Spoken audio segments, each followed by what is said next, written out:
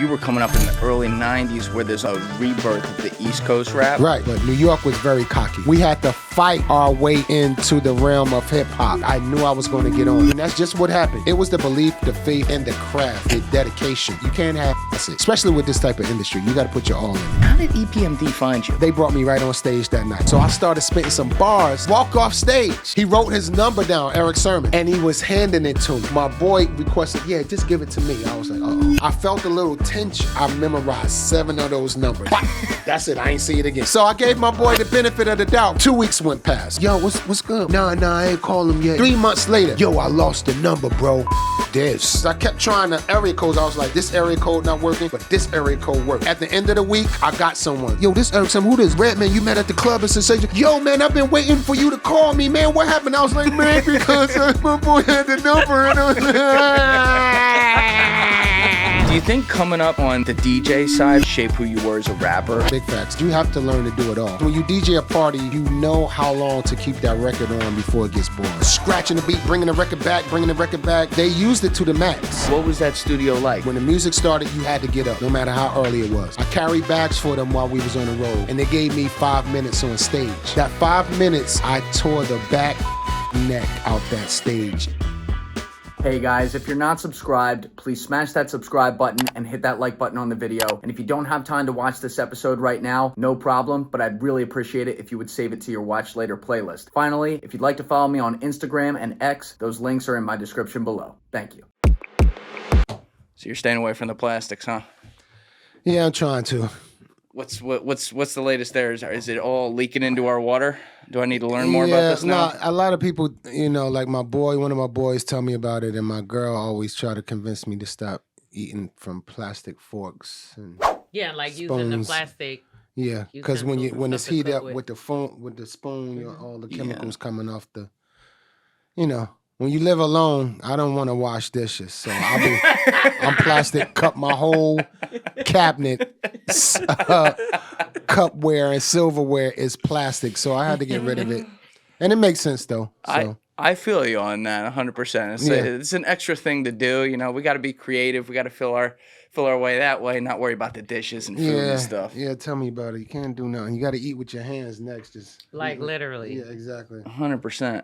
But it's great to have you here, sir. I'm real excited to do this. Obviously, you are a legend of the game. As you corrected me before we got on camera, you are MC an MC of the game. MC. That's right. Thank you, brother, for having me. Yes, of course. And we have your sister here, Safita, who had a chance to meet at the event last month where, you guys obviously have a political organization here that has one very clear goal that we'll talk about today. But I also really, some of the personal story on that was really cool, which I'm sure we'll get to. Yes. But, Red, for all the young boys and girls out there who weren't around at the very beginning of your career when you were coming up, what was this something as a kid where you were just writing down rhymes and into lyrics, or did this kind of come later where you saw your friends doing it? How'd you initially get into rap? I started off as a DJ. I was DJing at 11 years old, and when you DJ, you pick up the art and craft of everything.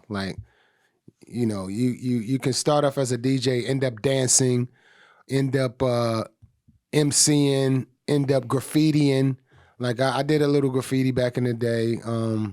But the art of rap, I picked up at maybe 14, 15, listening to a lot of greats, other artists I was spinning like Slick Rick, KRS, EPMD, Rakim, Big Daddy Kane, Salt and Pepper, Heavy D. I was spinning all their records, and I loved the energy that it gave me when I DJ'd their records and listened to them at the same time. I wasn't only a DJ, I was a fan.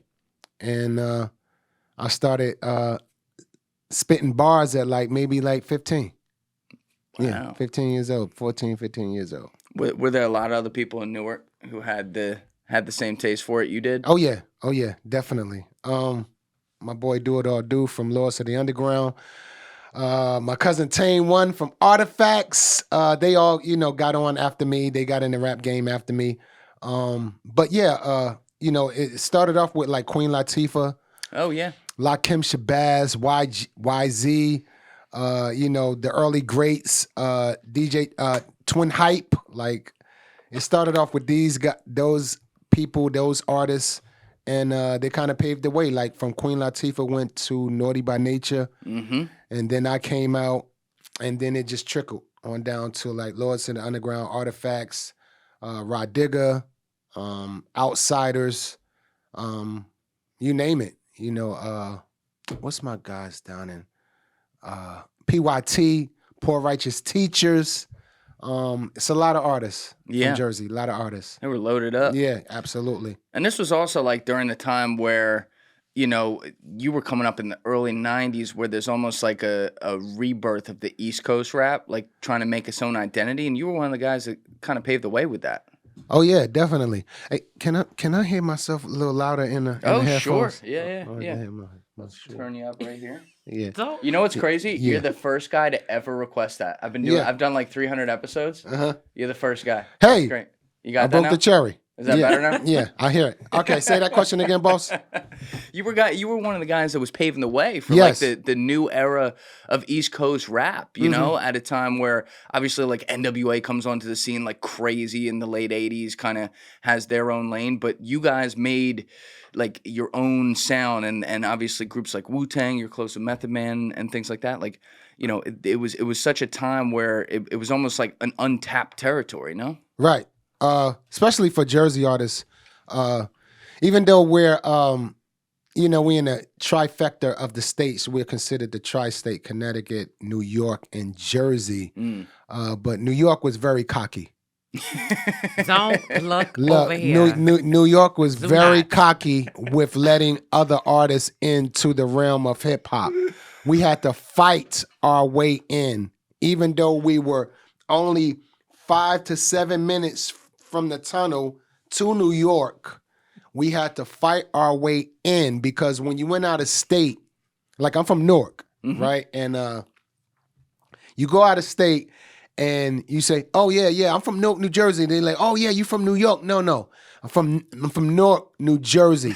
"Oh yeah, New York, where they got a nah, my bro, listen, I'm from Newark, New Jersey."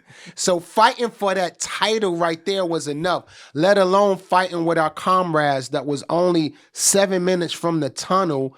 You know, they didn't really believe that Jersey was competitive at the time. And until like Queen Latifah started setting it off for Jersey, and then Naughty came in and just completely changed the algorithm of hip hop far as the East Coast. Everyone wanted to sound like Tretch. Big facts. Tretch wrote for a lot of artists. Everyone wanted to sound like Tretch. I see a lot of artists that picked up on his style, his dress code, his movement. And then I came out, and then I set a tone for artists for the Jersey artists. So, yeah, it was a fight. And the fight started on the East Coast with us trying to get into that New York realm of hip hop, if you will.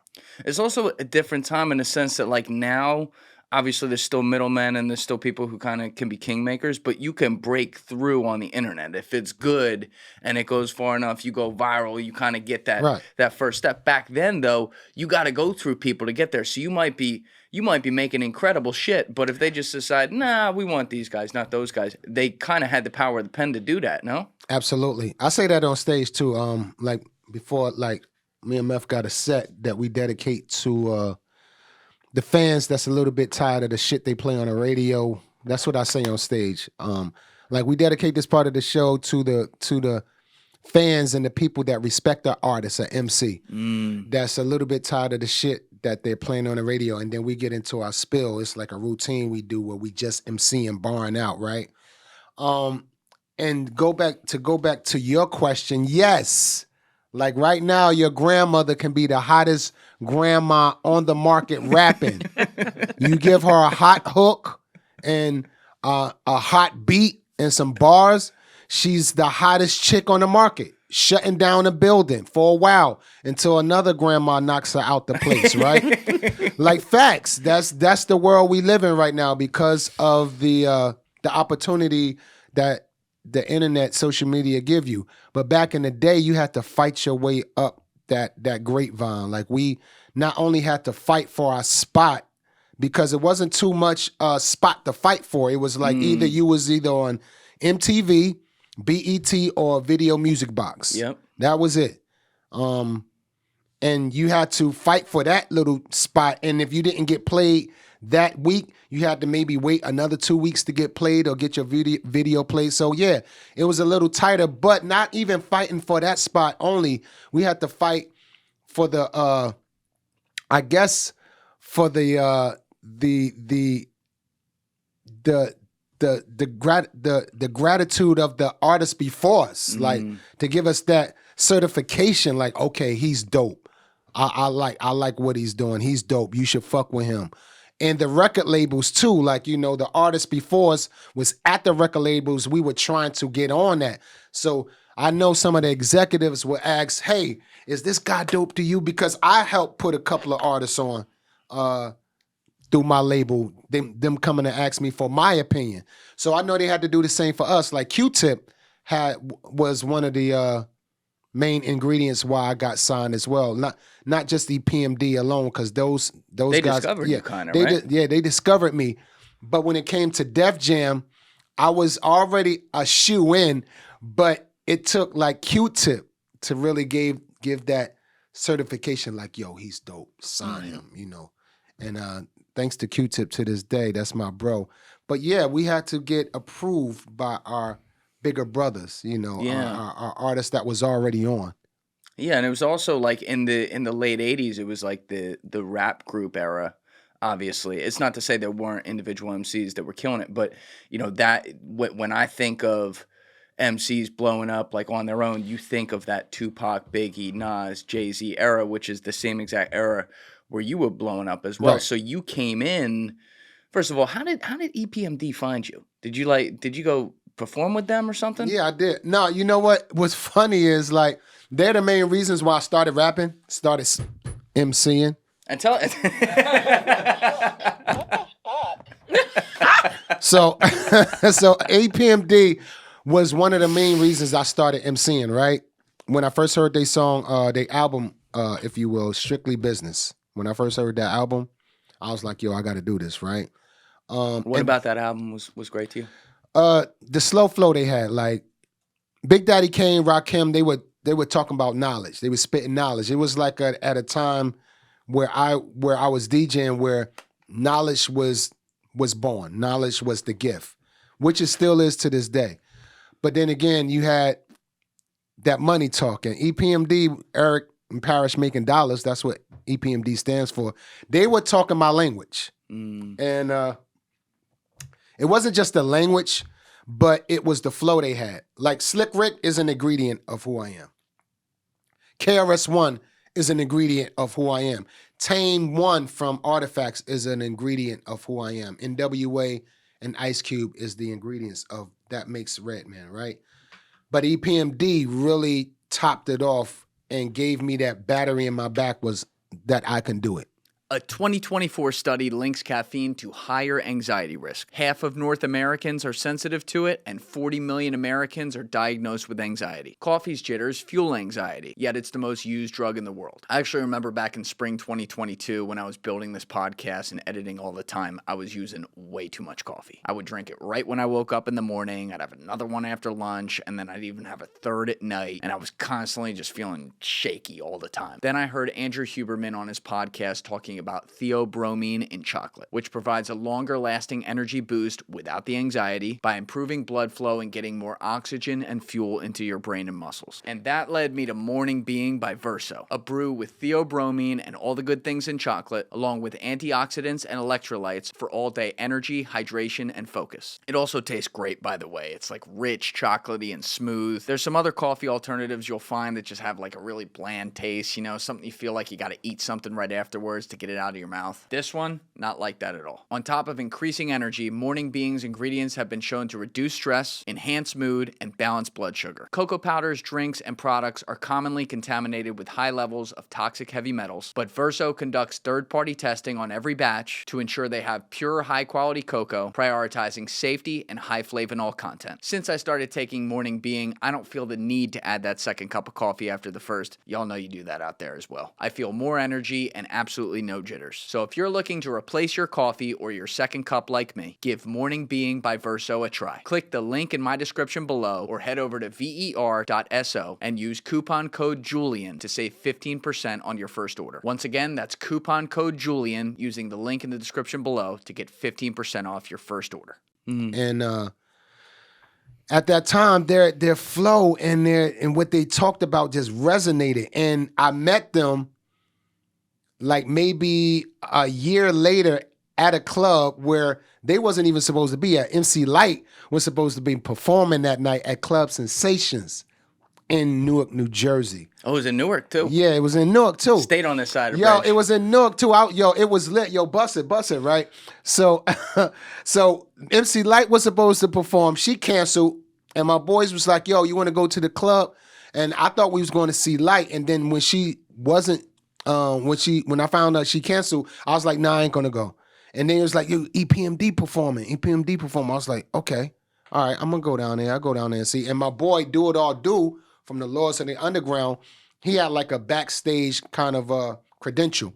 Even though it wasn't a backstage, it was just like a real tight ass club sensations. It was ghetto as hell, right? Like everything was in one. It wasn't no backstage. It was like, here's the stage and there goes the backstage right there, right next to the stage, right? So we in this little room and my boy Do It All Do spitting.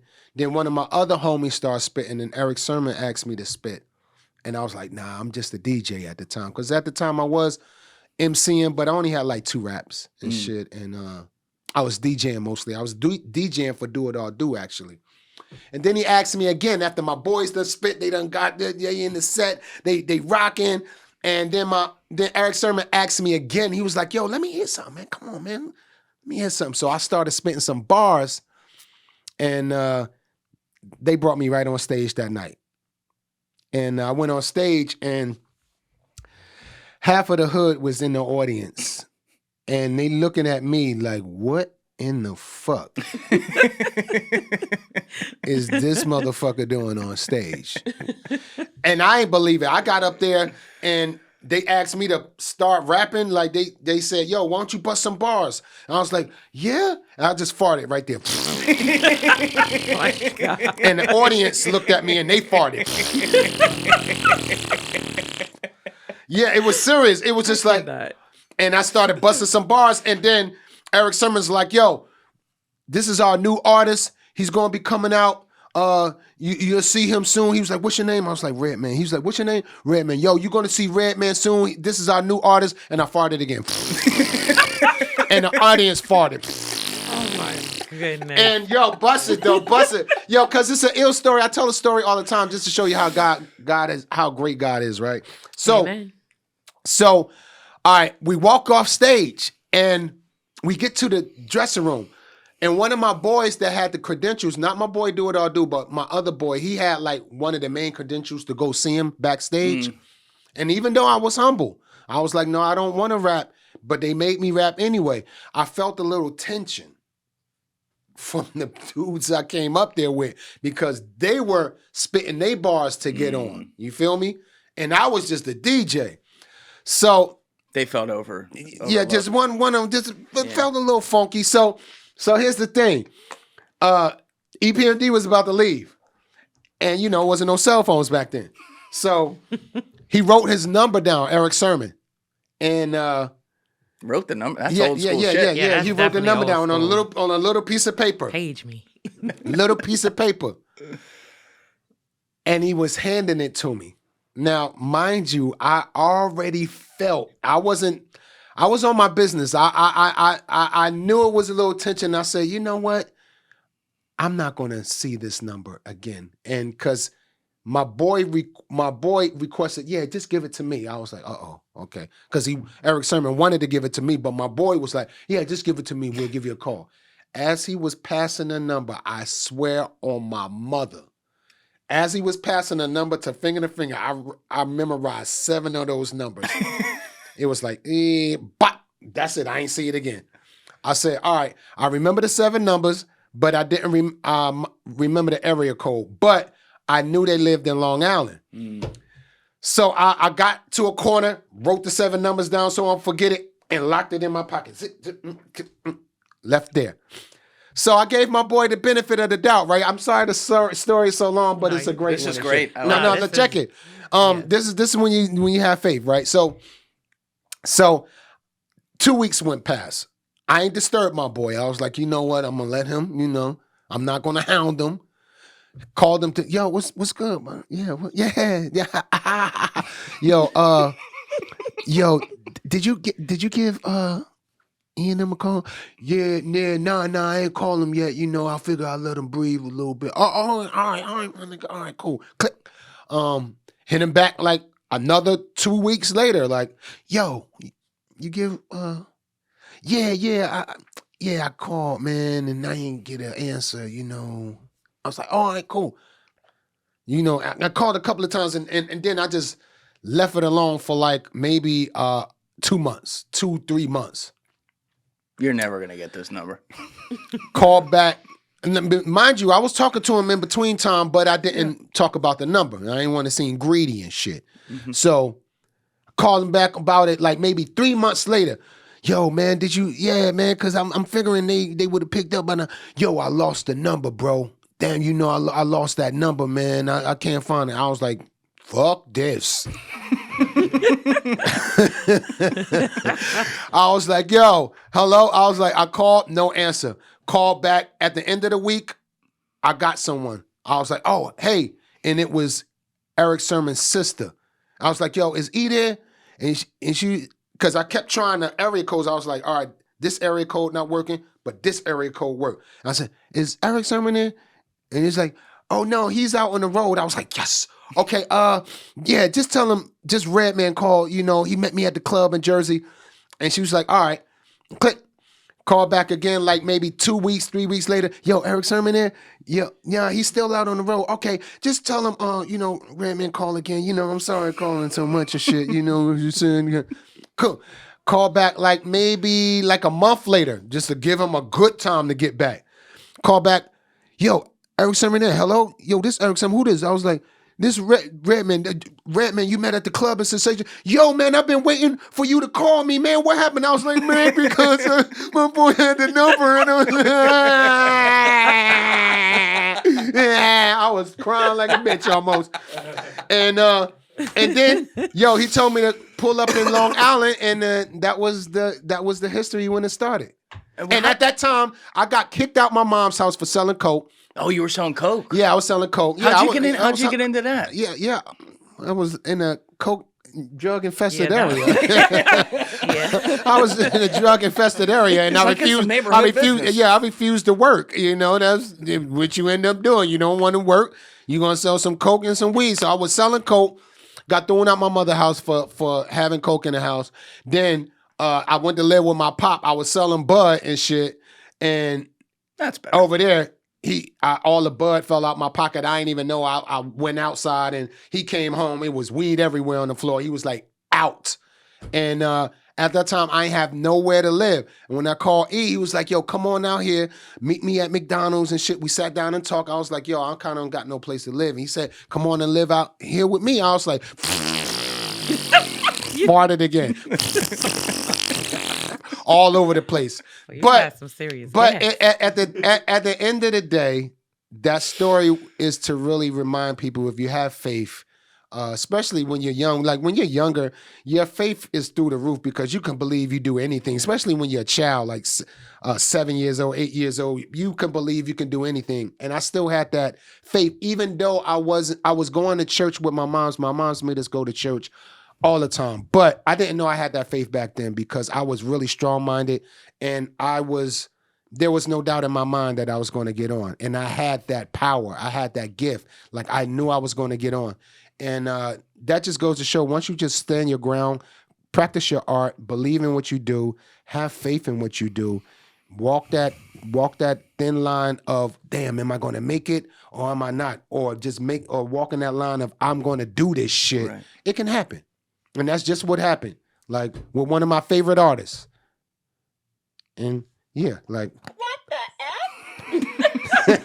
Getting more used to that than I ever had. Exactly. But like guys that you came up with who might have been really good, do you think that's why some of them, obviously some of them made it, but the ones that didn't, do you think it has to do with the fact that maybe they just didn't have that I'm going to do this at all costs type belief you did? Or is it more than that? Yeah, it was, first of all, like I practiced my craft really well. Like I was good at my craft. Like whatever I set my mind to do, I go 110. I don't do 80. I don't do even 95. I go 110 and beyond. It was the belief, the faith, and the craft, the dedication. Yeah. Like I went to Montclair State before it became a university. I did 2 years up there. I was okay too, but I was selling drugs while I was going to college too. So I was on a campus with big ass chains on. I was like, this ain't for me. I'm like, what am I doing? Even though I was a C average, I had 2 more years to go.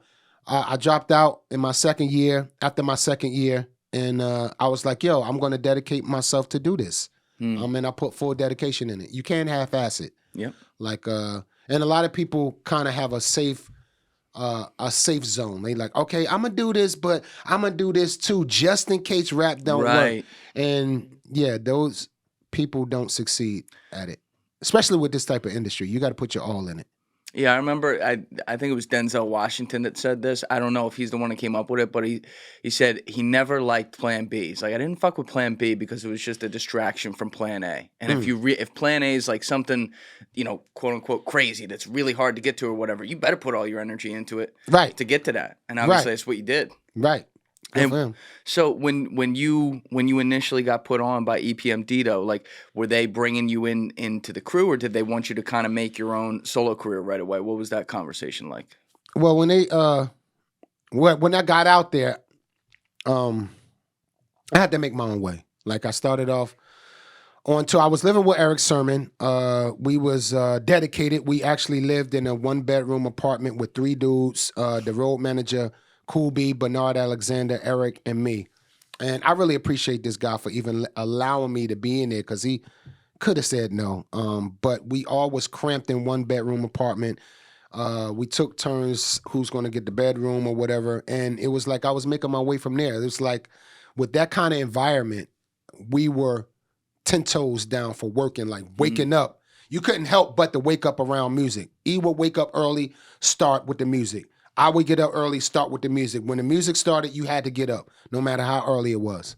And we was just making our way. Our goal was to be in that tiny apartment, but always be on the road, doing tours, making a way for myself on stage. I carried bags for them while we was on the road, and they gave me 5 minutes on stage. That 5 minutes every night that I had on stage, I tore the back fucking neck out that stage every fucking night with DJ Scratch, my big brother who taught me how to DJ, right?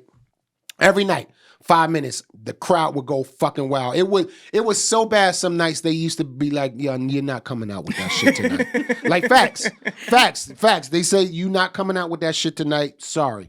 But then I made my way, carrying bags, spitting them bars for 5 minutes. And then I started getting more known, more recognized as I worked on my album in that tight spot we were staying in. And then we made a demo, and then we shopped at the Def Jam. Went up to Russell Simmons' spot when he was living in Manhattan. And I got signed. That was Def Jam had been around for a while at that point, right? That was Russell and Lyor Cohen. Lyor Cohen. Oh, okay. Yeah. And Kevin Lyles had joined the team like when I got signed. So what'd you think of Lyor Cohen? He's the best. Yeah. Leo still called me to this day. We talk to each other. He stays overseas.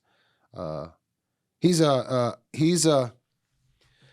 of those. He's a mogul of this hip hop genre that we speak of. He's one of the top moguls. Like he said a quote back in the day that I never forget, that I still stick to this day, because Def Jam was that label everyone wanted to be like. Bottom line, hands down. And he was like, yo, Reggie, we're the guys. We're not the guys that's driving the car. Reggie, we're the guys that's under the hood, that's under the car, making the car run. That's who we are. And to that knowledge, at the time when I was dropping my third album, Def Jam was on a slope down, like down. It was like real low far as artists not bringing in no money. Why was that? I guess the roster wasn't healthy, if you will. It wasn't healthy with artists putting out the right material. It was going through a change in hip hop, from like really being commercial to being more of a smoker culture and all that. And they wanted me to do some commercial music when I dropped my third album. And I was like, no, this is what I'm doing. I already had my album done and set, stone. And it was Muddy Waters 2, which is one of my high anticipated albums at that time. And they was like, yeah, well, we want you to go back in and do some commercial kind of things. We want to go in and want you to go in there with this producer. And I was like, no, just believe in it, what I'm doing. And they kind of held back for a little bit, but they were on a slope down. They were losing money. And Lyor was like, you know what? We're going to take a chance. Let's go with this Muddy Waters. And me and Warren G from the West Coast came out with our albums. And it actually saved Def Jam. If you ever talk to Lyor, ask him about how Reggie and Warren G saved Def Jam. He'll tell you the story clear as day. And we saved Def Jam. We pulled them back up with the sales because, going 500,000 gold, that's money. Yeah. In physical copies of CDs and in wax. So that was money. So it actually helped the label go back up. They were able to sign more artists. Like Jay-Z came in the game, then X came in the game, and then the roster was thick and we were unbeatable by any label. But yeah, Lyor Cohen is that guy still to this day. Russell Simmons is that guy to this day. Yeah, and like to your point though, you kept to who you were. Like you kept to a style, like a very, like in a way, talking to you off camera, like you're the same guy, but it's this vivacious storyteller, kind of like in your face MC, to use your word on it. And I think what you see a lot of times in the music industry is they'll try to push you, just like you said, to go make this style because that's what Z100 is going to play next week. Right. And as an artist, you got to fight that battle of like, well, if I start doing things that my fans are going to be able to tell that's not who I am, they're going to smell right through that bullshit. So it's kind of like a paradox. Like you're not really going to end up doing what they want you to do in the first place. With that. Well, it's like, I always tell young artists or any artist, like never compromise who you are or your style or what you believe in. That goes for any occupation you're in, right? But then again, you had to be thorough enough, like on your job with what you do for the company. Like I couldn't just go up there and be like, all right, and I ain't sell no records. And I'm like, well, this is what I want to do. And I ain't selling anything. I'm not moving no weight. They're going to be like, no, you're going to do this because we tried your way and it didn't work a couple of times. So my first album went gold. My second album went gold. So I had some leeway. I had some push. I had to, matter of fact, I told them, I said, listen, if my album don't go gold, I said, I will give y'all the next album, whatever. And I told him if it do go gold, I want $1 million for my next album. And I got that $1 million check. That $1 million check for my fourth album, Doc's the Name. So yeah, artists, especially if you're signed to a label, you definitely have to have great work ethics to, if you will, talk a little shit and make a way for yourself at a label. But if you're independent, you could do what the fuck you want. Yeah. You just have to, build your own fabric of music that you think is going to resonate. You ain't got anyone behind you saying, yo, this is what it's going to be. This is the temperature out here. We want you to rap like this. We want you to talk like this. You have to create that. So you have to be smart on your game. And if you are at a label, you have to work. You have to make your own leeway up there to get recognize that you can change this label around, that you can make a difference at this label. And once you do, then you can start, making your own way. Like, hey, all right, we're going to drop this album next, y'all. And they're just like, okay, everybody line up for this album right here. He knows what he's doing. Yeah. So that's what it was. You think LeBron will have more than 8 assists on Saturday night and Luka go for more than 29 points? Cook up hot takes with your friends and win real money this basketball season when you and your crew run your game on Prize Picks. Prize Picks is the best way to get action on sports in more than 30 states, including California, Texas, and Georgia. The app is really easy to use. To create a lineup, all you have to do is pick more or less on a few player stats for your shot to win up to 1,000 times your money. Obviously, I'm very excited because it's one of the greatest times of year right now. It is March Madness. And if you're filling out your brackets, you can also play along on Prize Picks and have a chance to win some money there as well, because all you got to do, like I said, is pick more or less on points, assists, rebounds for different players. Also, if you sign up today, you can get $50 instantly when you play $5. And you don't even need to win to receive the $50 bonus. It's guaranteed. So download the Prize Picks app today and use code JULIAN, Julian, to get $50 instantly after you play your first $5 lineup. Once again, make sure you download the Prize Picks app and use code Julian, Julian, to get $50 instantly after you play your first $5 lineup. Prize Picks, run your game. Back then, like, what would they do? It's so different now, like how they promote albums and everything. Like when you would be coming up with an album and you'd want the label obviously to get behind it and really promote it, like what kinds of things would they be doing to promote albums to make it successful? Street Teams was the number one grassroots of promoting an album in stores, where we had Sam Goody and these record stores, Moms and Pops, where you could go buy your physical, like the wax and the CDs. So when we do a show, or even they book a promo tour, where we would drive state to state in a van or a bus or whatever, just doing promo, doing shows maybe for the promo. The promoter might have a show attached to the promo run. So we would go to that state, we would go to the record store that day, sign physical copies, shake people's hands, take pictures, and then we'd do the show that night. And go by the radio station. Yo, we got the album out, go pick it up. At Def Jam, you can find our album at this mom and pop store or at Sam Goody or at Tile Records, whatever the case is. That was the promo. And then we would do phoners. Like we would call different radio stations while we was at Def Jam. We used to come up there and just spend like a half a day just sitting down, making calls, talking to different DJs, giving them a shout out. And in those days, major radio stations wasn't the only outlet. College radio was the biggest thing in the 90s. College I radio. wouldn't have thought that.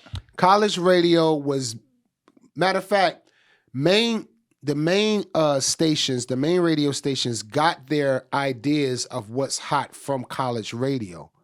College radio was number one in the 90s. It was known for having college parties, first of all, but then again, they had their radio stations, which was lit. And they were like a big ingredient of promoting the music, because we did a lot of colleges in the 90s and in the early 2000s. So college radio was one of those main ingredients. But the grassroots was shaking hands directly, signing autographs, and moms and pop stores.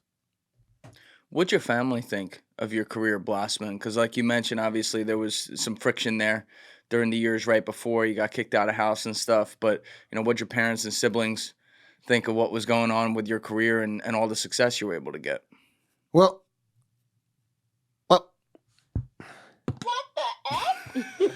So no. Hey, listen, when I first heard EPMD, right? My younger sister, Roz, I had a bedroom here. Her bedroom was there. We didn't have a door to separate us, so we had a curtain. So I swung the curtain back, and I told her, I said, "Yo, you hear this shit? You listening to this? What I'm playing right now?" Because my DJ equipment was right against the wall where she slept at on the other end of the other side of the wall. So I said, "Yo, do you hear this? Like, this is like blowing my mind." I said, "Yo, listen, you're gonna rap. I'm gonna be your DJ, and we're gonna do this." And of course, she was just like, "Oh, nigga, go back to bed." and before that, my mom at the time, because my pops had left like when I was like maybe 14 or whatever, 13 or 14. And my mom was like, you know, she was a hard worker, but we didn't have the money. So that's why I was hustling to buy certain things at 16. But before I started hustling, I told my moms, I said, listen, Mom, if you buy these turntables for me, I will never, ever ask you for another dime in my life again. And of course, it took like a year for her to scrape up like $400 to buy me some turntables. And she did it. After a year, she did it. And she told me, she said, all right, nigga, look, let me tell you.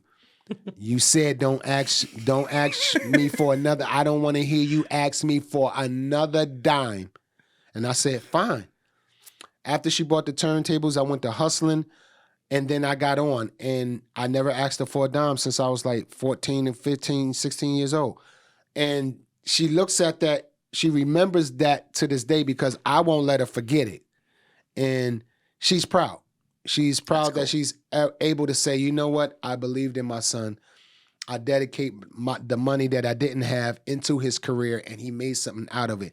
At the end of the day, when you got kids, one of your main goals for your kids is you want them to be on their own and learn the way of the world on their own. Right. You know, you want them to get out the house and be safe and go about the world in their way, making their own living, making their own money. Like that, and that's what I want for my kids. I want them to have their own outlook on the world into how to change the world and make it better for them and for others. But most of all, not ask me for a goddamn dime. And that's all parents' main goal. Like, you know, that's happiness. That's right. Wow. I don't have to take care of a grown 29-year-old man still living at the house. I don't have to do that. So that's that's the comfortability I gave my mother. She never have to worry about me after 15 and 16 years old. So she's proud. My sister, she's proud in her own little way. What do you mean her own little way? Well, I wasn't her favorite artist. Oh. You know, I wasn't her favorite. She was a Method Man guy? No, Gal? she was a Mobb Deep guy. Ooh. Fan and what's the other group from I got brain fart. Tribe Called Quest? No. From New York? 93 Till. 93 to Infinity? No, the song 93 Till. I don't know. Oh, gosh. look I that up, know Alex? exactly who you're From the talking Bay Area. Oh, my God. I just was talking about him on a Red Bull joint. I'm having a Souls of brain Mischief? fart. Soulja Yeah, Soulja Mischief. Soulja Mischief. She was a big Soulja Mischief fan, and she wasn't a fan of my music. But I tried to encourage her to like, listen, at the end of the day, Hey, you my sister, you supposed to be, you know, rolling with what I do. You could be getting a job at Def Jam, but she didn't want to do it and all that. So whatever. But my family was proud.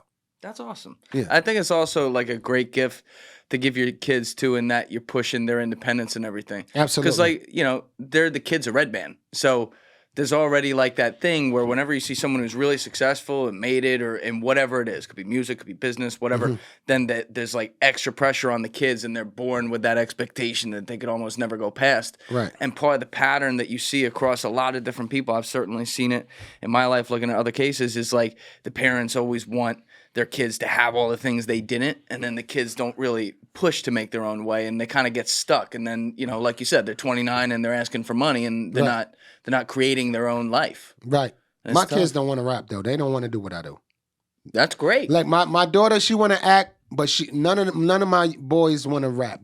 I got 4 boys and 1 girl. A girl is the youngest, and none of them want to rap, do what I do, be in my business. My daughter wants to be in television, and she wants to be like modeling and doing things of that nature. But none of them, my boys, they don't want to do what I do. What do they want to do? My youngest son, he don't know what he want to do yet. He wants to be his own boss. He wants to be an investor. He wants to invest. He want to do that. He don't listen to no rap. He don't have no social media tags or anything. He's not on IG, Facebook, none of that. He has none of that. How old is he? He's 22. Wow, that's impressive. And he did 3 years of college and stopped going in his last year. And I'm proud of him because he's figuring it out.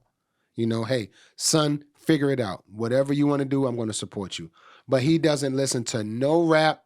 He doesn't. Matter of fact, I asked him. His name is Deani. I asked him. I said, let me see what you listening to. Like, this was like 3 years ago, too. Like, I never heard anything.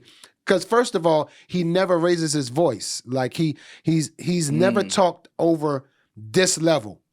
Dop, bop, bop, bop, bop. He never talked over that level none of his life. He didn't get that from you. And everything was just at this level. Hey, Dad, how you doing, Dad? No, I'm good, Dad. Everything, all his life was that tone. That tone right there. And I admire that. Because sometimes I'll be, God damn it, Deani, didn't I tell you to? Yeah, Dad. And I'm like, I want you to yell like I am at you.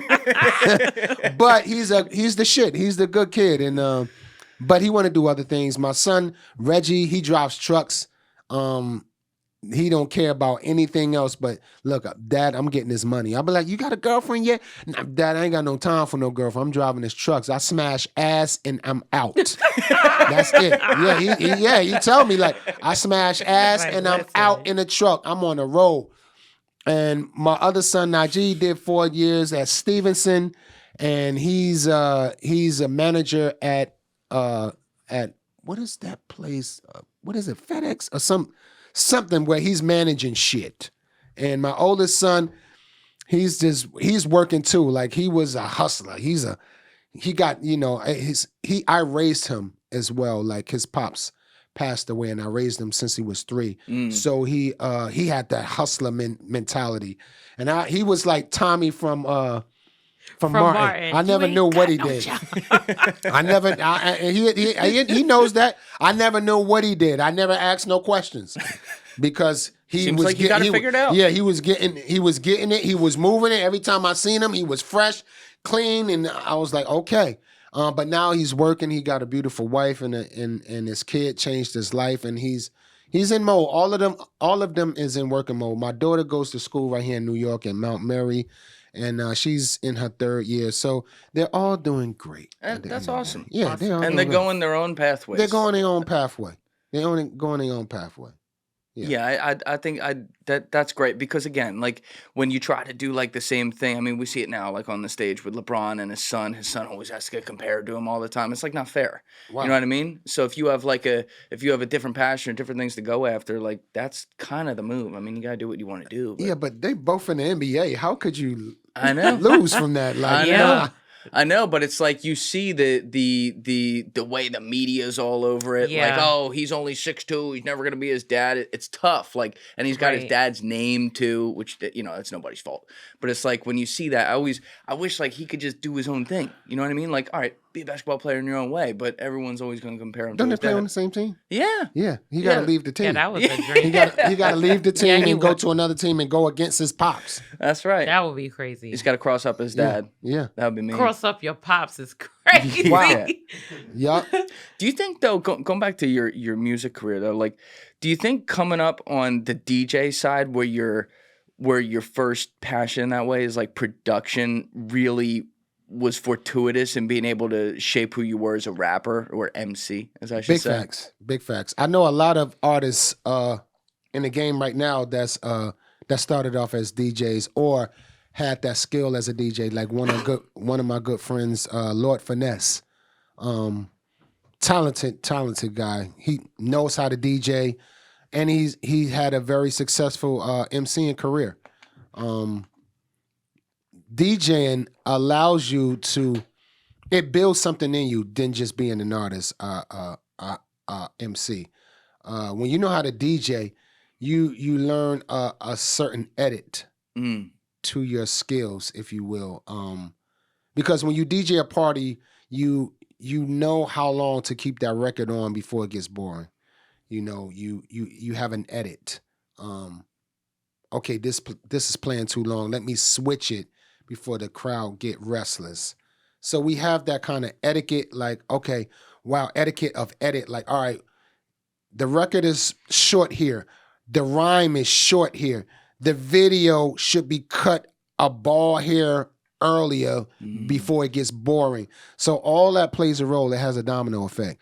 So yeah, DJing really opens up doors for a lot of the fabric of you being an MC, being a videographer, doing it all in this game, because you have to learn to do it all to be a successful artist. That's what I tell artists to this day. I said, you want to learn to cut the middleman out of life. And the only way you can do that is learn to do everything. And surround yourself with people that know more than you or work hard as you, so they can teach you something as well. But then again, you got to be vulnerable enough to be able to have a good ear to listen, because that's what it is. It's really hard for a lot of people to listen, especially when you've been, running your own career for all your life. It's hard to really kind of just take an ear to what somebody has to teach you because you think you know it all. And it's okay, but sometimes you got to break that wall down to move to another level. And that's surrounding yourself with people that know more than you, that can take you to another a journey, another path in your journey, if you will. Hey guys, if you haven't already subscribed, please hit that subscribe button. It's a huge, huge help. Thank you. So yes, DJing definitely opens the door. And as you see now, like everybody ain't their mama DJing right now. Like the technology, the technology of DJing done got so simplified to just hitting buttons. Like everybody and their mama calling themselves a DJ. Are they doing anything? Are they doing anything when they turn it like that with their finger? Yeah, they are. They're turning the treble out of the song. They're turning the bass out the song. You know, when you hear the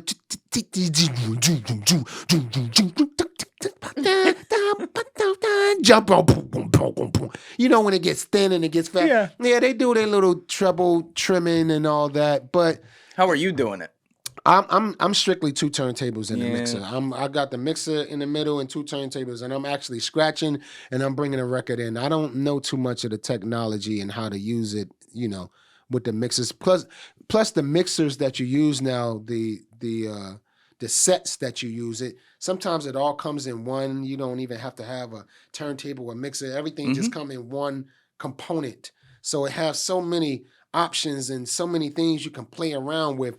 And in order to be effective, you really have to sit down and study these movements and go on YouTube and learn. I don't really have that type of time. So I just keep it simple. If I DJ a party, I let them know, listen, I'm coming to DJ nothing but 90s music. I don't know the right new music, trap music to throw on. I don't know the new guys. I don't know what's going to be effective. So I stick to what I know. And that's 90s. And 90s is strictly give it, bam, drop. That's it. give it, bam, zap it, bow. That was kind of born in that was kind of born in the 80s though, right? Like when like some of that, as far as like that sound, like that, when you're talking about the turntables being the bottoms of the beat, like I think back to like Dr. Dre and when NWA was coming up. Or is that, would you say that it changed? Well, it definitely changed. And back then it wasn't boring because in order for you to back in the day, there wasn't a now. So you didn't know the evolution of it back in the day. You only accepted the evolution of it then. So our ears was only tuned into two turntables and a mixer and what you can do with that. And believe me, they took it to the max of what you can do with two turntables and a mixer, juggling the beat, scratching the beat, bringing the record back, using two records to make a beat. They used it to the max. If you look at like some of the DJs now, it done changed. It's a lot of new DJs don't know how to scratch and break it down. Yeah, I don't see them do that. They only a couple. Like shout out to DJ Livia. The little girl, I watched her from a little girl to now, and you could pull her up. DJ Livia, she is lit with it because she takes the art of DJing serious. She don't just press the buttons. That's her? Yeah, that's like little. Oh, she's got like braces. She's young. Yeah, no, she's amazing. She takes the art of DJing serious. And it's a lot of them out there. See, she got the two turntables. Yeah. She could scratch. We gotta watch for copyright on this. I Try that. like it better that way anyway. Try that third one. This one? Yeah. How old is she? Like 15? Yeah, she's probably like 15 and 16 now. Got the full old school board. Oh yeah. Yeah, see, she looks like she's doing she's something. nice. That's nice. I'm talking about like the DJs that stand there for 5 minutes and then suddenly go. And they might hit one button and then just take their hands off. That's what I'm They'll go referring into to. a little dance routine and then come back to it. You're like, what is going on here? But don't get me wrong, like those, All right, let's go. you gotta, those DJs, a lot of those DJs are EDM DJs, and they make their own records, like they make their own beats. Like EDM DJs, a lot of EDM DJs are twisting the knobs because that is a certain fabric of what they do. Yeah. And far as the culture of EDM. So they're up there with the big audience, like 25,000 people, and they like boom, boom, boom, boom.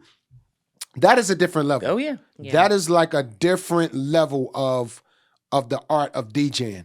They're spinning other people's records, but a lot of those records they're spinning their records that they made, and them records don't have no vocals on it. It's just a couple of sounds and maybe a vocal splash here and there, whatever. And they're just turning knobs. And the fabric of EDM DJing is turning the knobs, making it go, getting a different effect of the song and the treble and then taking out the treble. It's a lot of mechanics, if you will, to do that. Yeah, I saw that guy years ago, Armin van Buuren, in person. Like, he's doing a lot. I'm thinking more like your fucking buddy Kevin that says he's going to come by the party and just play songs back to back and goes like this. It's like, oh yeah, I'm a DJ. Yeah, no, the fuck you're not. No, not at all. Not at all. And not the ones all. that do the mashups, that's what I love. To the ones that like take old school, new school, and they'll mash it up, and it just turns it into a whole completely different song. Right. Yeah. Yeah, there's this one duo. You ever hear of Two Friends? They do something called like the Big Booty Mix. You ever hear this? Two Friends, no. But Sounds fun. They've done like 24, 25 of them, and they're all an hour long, and it's like 240 to 270 songs, and it's actually, in my opinion, like extremely tastefully done, and like the talent that goes into putting it together. Like they will go from Ray Charles to like Justin Bieber like that, but it's not cringe. It's like beautifully edited, but you know, you'll see people at a party like, oh, let's just switch it. That's like not really doing it. selection. Like that's how I got into them on SoundCloud, like listening to a lot of their mixes and stuff like that. So yeah, those are always dope. SoundCloud used to be the spot where you could go find everything. I feel like there's not as many artists coming up there, whereas in like the mid, like 2015, 2016, 2017, a lot of guys were being discovered. Yeah, a lot were like breaking on the scene from SoundCloud, but you can find some gems. Still? SoundCloud. Yeah, SoundCloud is for Some gems. gems Yes. on there. I gotta go look again. It went from promoting artists to more of DJing. Yes. Of producing. Producers making beats under other people's vocals. It went to that kind of feel. So it changed, but it's still very popular. Yeah. I'll have to go back and I haven't been on SoundCloud in a little while. No, I you used to live on gotta there. go on there. Like there's some dope gems on there. There's some mashups I found that I'm like, who is this Show person? me some after. I definitely will. 100%. I definitely will. Did you play any instruments as well, Red? I played the little drums. Played for my mother's church. Drums. Yeah. Played for my mom's church a little bit. But that was it. I always wanted to learn piano. I always wanted to learn a little guitar, but I never got around to it. But I still want to learn piano because that is an amazing instrument to learn. It is. It is. But yeah, little drums, that's it. All right. Yeah, that's why I got one out there at some point. I'm going to get back. I did it when I was a little kid. I was like, I wish I could stay with that. Yeah, I seen it out there. I was like, yeah, damn, he probably know how to play. When you know how to play, it's so interesting. Like I see guys that, you know, I watch videos on YouTube where they got the big piano in the mall and then a guy just it's incredible. And he just sits down. And I know who you're talking about. He attracts the crowd. I'm like, that is so amazing. He's It's amazing. Yeah. The problem is I watch one of those videos and then I'm like, fuck, here goes the next 4 hours. 'Cause I'm Yeah. watching you'll see like a little girl go in there and just start like bumping like something that's not even supposed to be on piano and it's like genius. Right. There's something so powerful about that. I agree. Yeah. I agree. But like you keep referring to the focus you had at the beginning, and that's like something you're known for in your career because you had such this amazing work ethic and everything. Mm-hmm. You know, where did that come from? Was that just strictly driven from, you know, you just had a dream to be the best at this, or, you know, was there something external? It's like I just gotta fucking do this. I gotta sit down. I gotta do the work. Well, the focus came from the love. Like I encourage my kids. I encourage like any kid out there. Like when I give them a talk, I'll be like, "Yo, do what you love. Then it's not work." And that's what I had. 100%. Like I love to do what I was doing, DJing, being in the art of hip hop, if you will, because hip hop is a lifestyle. It's not just music. It's a lifestyle. You got to wake up, eat, shit, sleep hip hop. And that's what I was. Like, I didn't even care about getting paid. It was just like, I know something is going to happen. I'm going to do what I have to do till I get on. If I got to go out here and hustle to buy records, to buy equipment, to look good when I DJ, that's basically what I was hustling for. I wasn't hustling to buy stupid shit, chains, and even though I did have a couple of chains and shit, no car. But I wasn't hustling for materialistic bullshit. I was hustling to keep my game up, like to have the hottest record when it came out, to go shopping in New York at Rock and Soul, right there about 42nd Street, to go shop and spend like $300, $400 on records and have crates of records. When you have a passion for something, you just want to do it all day. And you want to, I seen how DJing made people feel. Like when I'm DJing, I throw on the right record and they go, oh shit, that's my joint. And I get the floor moving. That's a feeling. And I wanted that feeling to continue the rest of my life. Plus, at 16 years old, one of my biggest motivations why I really worked hard in this hip hop shit is because I don't like to get up early in the morning for nobody. I swear to God, like, I swear to God to this day, like, yo, I told myself, I did the knowledge. I was like, all right, if I get up in the morning, go work at a job that's paying, at the time, like minimum wage was like $3 and something back then. $5.15. It wasn't even $5. Oh no, it was $3 back then. I was like, I gotta literally work all week to get like a car that I like every day of the week for 4 years to get a car that I like, and then become a manager or something just to get in a bullshit apartment just to still get up in the morning to take orders. I don't like taking orders. I didn't think so. I don't like getting up in the morning to take orders from someone. I don't like someone being in the position of telling me I'm fired, because I got fired from every job that I had. That was another motivation. Like, all right, this working shit ain't for me. I got fired. And then again, I was doing stupid shit. Like I was cooking at Sizzler at one time, and we had food fights. Yeah, Sizzler. Yeah, food fights. We had food fights during the busiest days. So yeah, we was deserved to be fired. But I didn't want to position myself in that. I didn't want to be in that position where I can get fired no more. Plus, the biggest motivation was not getting up in the morning. I am not a morning person at all. And I thought about this. I was like, I see the way my mother had to get up and my dad had to get up in the cold and go start the car just for the car to be heated and, running right so he get his ass in it. I was like, I can't be doing this. I can never do it. And I was scared. Mm-hmm. I was like, I got to make this work to become my own boss, to make my own hours. And that's big facts. Yeah. Along with the skills and along with, believing and working hard on my craft. That was one main goal. I didn't want to get up. What were those, like you talked about those early sessions when you were first running with EPMD and you guys, when you would get up, maybe not 7 a.m., but 10 a.m. or whatever. Right. You get down there and you get to work. But I think one thing that we can get so wrong now on the internet is we'll see these behind the scenes where they make something great. They make an amazing song. Or you'll see the clip of like Jay-Z being played The Hook by Timbaland for the first time. And you get this idea in your head that was right when they got down there. Right. But in reality, they kind of had to a lot of the time turn the faucet for 6 hours and just have shit happen. You know, nothing good, and then suddenly like, oh, there it is. you So got like, something. so like, what was, you know, I would imagine no 2 days are kind of the same, but as best you can, like, what was that studio like? Was there always one person was like, were you gonna get on and start turning the knobs and get people going, or what was the process creatively like? Well, to be very clear, when I say like 1-bedroom apartment, like you imagine how big a 1-bedroom apartment was. So there was no studio. We actually got up and we went to the table that we eat on, which was, we never ate on it. We sat down and ate for 3 or 4 years in our lap with our food, watching TV. The table that we were supposed to eat on had crates of records on it. So our motivation of working was waking up, going through records and samples and pushing those records to the side. And then we would go to the studio to make the beat.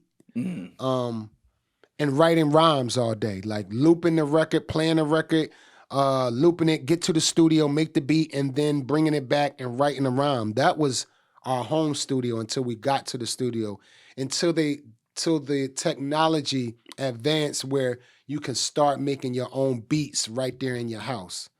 We was in it to win it before the SB 1200, before MPCs came out. We went to the studio and looped it on an 8-track, you know, got the beat loop. Charlie Murata, he's a very important person in the EPMD life, in my life, because he'd loop it on an 8-track, and then we would make the beat and then bring it back home and write to it and go through more records. So our waking up was buying records, waking up and listening to them. Find a good sample, find a good loop we can fuck with, and then push it to the side. And this is like, you know, in the 90s, I feel like now we do sampling all the time and everything, but that's what you lived off of. It wasn't as much, you weren't creating things straight from the jump. You were going to find old sounds and completely changing them to the point that they were unrecognizable sometimes, but you could put an actual hook line to it. But you're also working where a lot of this, it sounds like you're going to be doing it within the group, where it's not just solo artistry. So how would you guys find tracks that you could like agree on, like, ooh, I could take this part of it, or you could take that part of it? Was it just pretty on the moment kind of thing? Yeah, I was a student of Eric Sermon, if you will. I liked their music, and he was the main ingredient of the production of EPMD. So I was right under the tutelage of him and his process of making a beat. So he taught me. He gave me a sort of process, if you will, on how to listen out for dope shit. And once I gained that, I was buying records all the time, and I almost actually knew where to place the needle at on an album to find the dope loops. Like I started off, usually when you first put the needle to the record and you start off the song, usually the loop is right there. Yeah. And then if it's not there, then you go right like in the middle of the song where it breaks down at, because that was like the template of, you know, 70s and 80s songs. You usually start off with the loop, and if it's not there, you go to the middle of the record where they break it down and give the musicians a little time to riff a little bit. So we knew where to go to with the needle on that record. So it was like a fabric that he taught me that I was able to just automatically adjust to, because I was so interested to know, all right, what they're gonna do. I want to be the one that find that gem, like, yo, so I could go back to him like, yo, look at what I found, and I'll play it. He'd be like, oh man, I gotta loop it. We gotta put a beat to it. And yeah, we really progressed every time we bought records. The records was our exercise, like getting a record, shopping for the record. It was a process. Going to the right record stores where other producers wasn't going. You got to think about the record store picked up. Right. We went to record, like you had major record stores where you could go find gems. Then sometimes you would try to find those little holes in the wall record stores where a lot of people haven't been to, where you can go find some gems in there.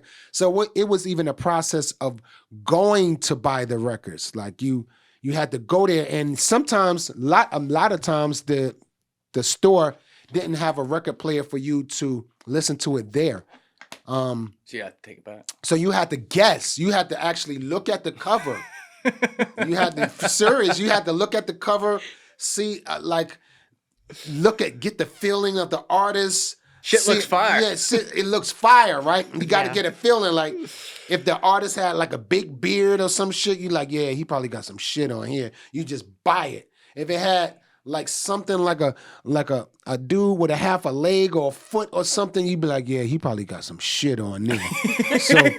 So you buy the record. And a lot of those times, yeah, you'd be like, yo, did you hear this shit? Did you hear the guitar riff on here? Mm-hmm. So it was like a process of even buying a record. It wasn't easy because sometimes you come out with duds. I was going to say, yeah. And you spent like $5 on the album, $4 or $5 on the album. No return? Like, no return. So you just have that record. But you put those to the side, put them, for the ones you don't use, and then you make a separation of the ones you do use. It was like a process. It's like a all-day process. Like if you buy Creative Records, what I did was I would push the ones to the side I don't use, and then I would number the albums that I was using, and then I would record the pieces of the album that I like. So I would actually go on the mic and be like, all right, 1. And it'd be album 1, and I'd be like 1, and I name the song. I'll be like song number, and then I'll play it and record it, and then I'll put that. So doing that process was like a 7 to 8 to 10 minute process for one record. Well, if you got like 30 records, that's an all day thing and shit. So 10 minutes for one record, just to doing that, to recording the part that you like, and then numbering it, saying the number of that album. And you labeling it, writing the marker on the album with a marker, like album number 1, this is what I like about it, this song on it, and record it, and then put it to the side. Yeah, that's like a 7 to 10 minute process. Yeah, but then you're making a lot of options for later. You got a lot to choose from. Yes, that's sir. What I'm saying. You got some gems. System. You got some gems. Fuck yes, yes. Now, when did you meet Method Man? How did that happen? Because you guys are still partnering to this day. Yeah, we met at a... Like, I don't remember that. He said we met at a crisscross party. Yeah. He said we met at a crisscross. I was high as hell then. I don't think I thought we met somewhere else at Def Jam the promo tour. But we might have met at a crisscross party. And then we went on tour. That's when we kind of Wonder Twin activated. When we got on tour with each other. And it was one of the most well-known promo tours of the 90s. It was called A Month of the Man tour. What year is this? That was like 94. Okay. 94. He was dropping his first album. I was dropping my second album, There's a Dark Side. And the label put us on the same van, as I explained earlier, how we do the promo run. Yeah. They put us in the same van to do the promo run. And that's when we like Wonder Twin activated. Like the van was smoky. The person driving the van the whole time was fucked up the whole time from secondhand smoke. And we just started barring up. Like I would throw on the beats and he would just write. And we would just write all the time. And then lots of the times we got off the van to go to different record stores. It was like a gang of MCs ready to battle, ready to show what they got, and we had to get out and do our thing each and every time, especially on the West Coast. Like in the Bay Area, we had to battle all the time. Like it was during those years too. Yeah, it was East Coast, West Coast beef. Yeah, definitely. What was that like? What the East Coast, West Coast beef was like in the later 90s, like maybe like 90... 94? 96, 95, 96. Yeah. Yeah, 96. Probably the Quad City shooting. Yeah, it was like Quad about Studio 95 shooting. because Tupac was 96 and Biggie was 97. Yep. Right. But then it lingered. Then it lingered like till like early 2000. It lingered a little bit. It didn't stop. It was leveling, and then it surfaced back up a little bit. Like it lasted till like 2000, 2001. And it was funky. It was really funky because, like, you know, everyone was really tight about Tupac. Yeah. And everyone was tight about Biggie too. So like it was a lot of hate. And we would go to the West Coast and it got a little funky. It was like real funky out there. It was like Meaning like off stage shit. Yeah. Well, we would still body shit. Like we would still like do our thing on stage, but the temperature out there for East Coast artists was funky because we were still going out there. A lot of West Coast artists wasn't in the East like we were out there because we resonated out in their coast more than a lot of their artists resonated out in our coast, if you will. And plus, you know, they paid like they way on the West Coast, so we was still going out there doing the beef, and it was funky.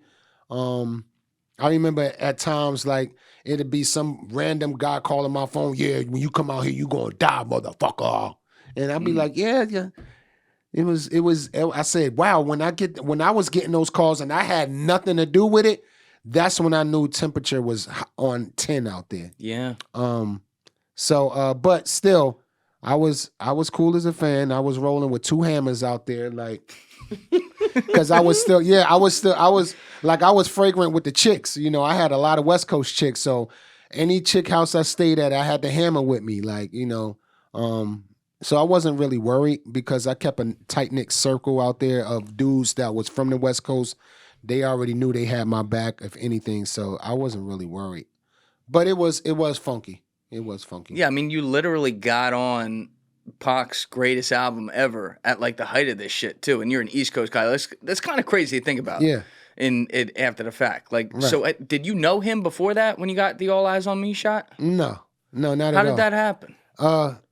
Well, the record wasn't even supposed to be for Tupac. It wasn't. The record was for Dog Pound. Red and Meth, we went out there to do a record with Dog Pound. Daz called us up, was like, yo, we want y'all to be on this Dog Pound album. So we was like, yo, we pulling up. So we pulled up with Inspector Deck, who they cut the verse off of at the end. And we laid the vocals. Not with Pac. Not with Pac. Pac was still locked up. When Pac got out of jail, he was like, all right, I guess they was like, yo, we need all hot shit for Pac for this album we're doing. And Double album. Yeah, and he went to Daz and he was like, let me hear what you got. And I guess Daz was like, yo, we just did this record with Red and Meth and Inspector Deck. And Pac listened to it, was like, I need that shit for my album. And he put it right on his album.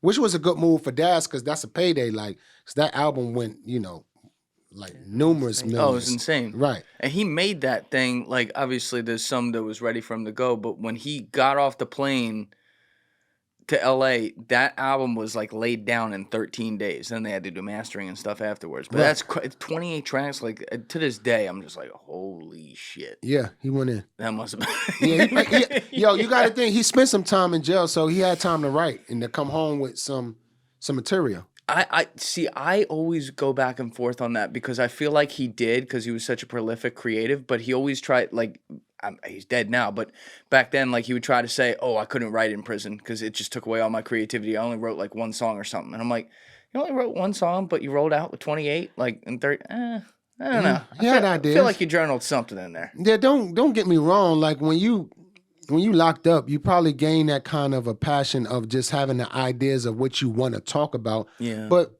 it probably, you know, the beats that he chose probably made it easier for him to just, all right, I'm going to talk about this on this record. I'm going to talk about that.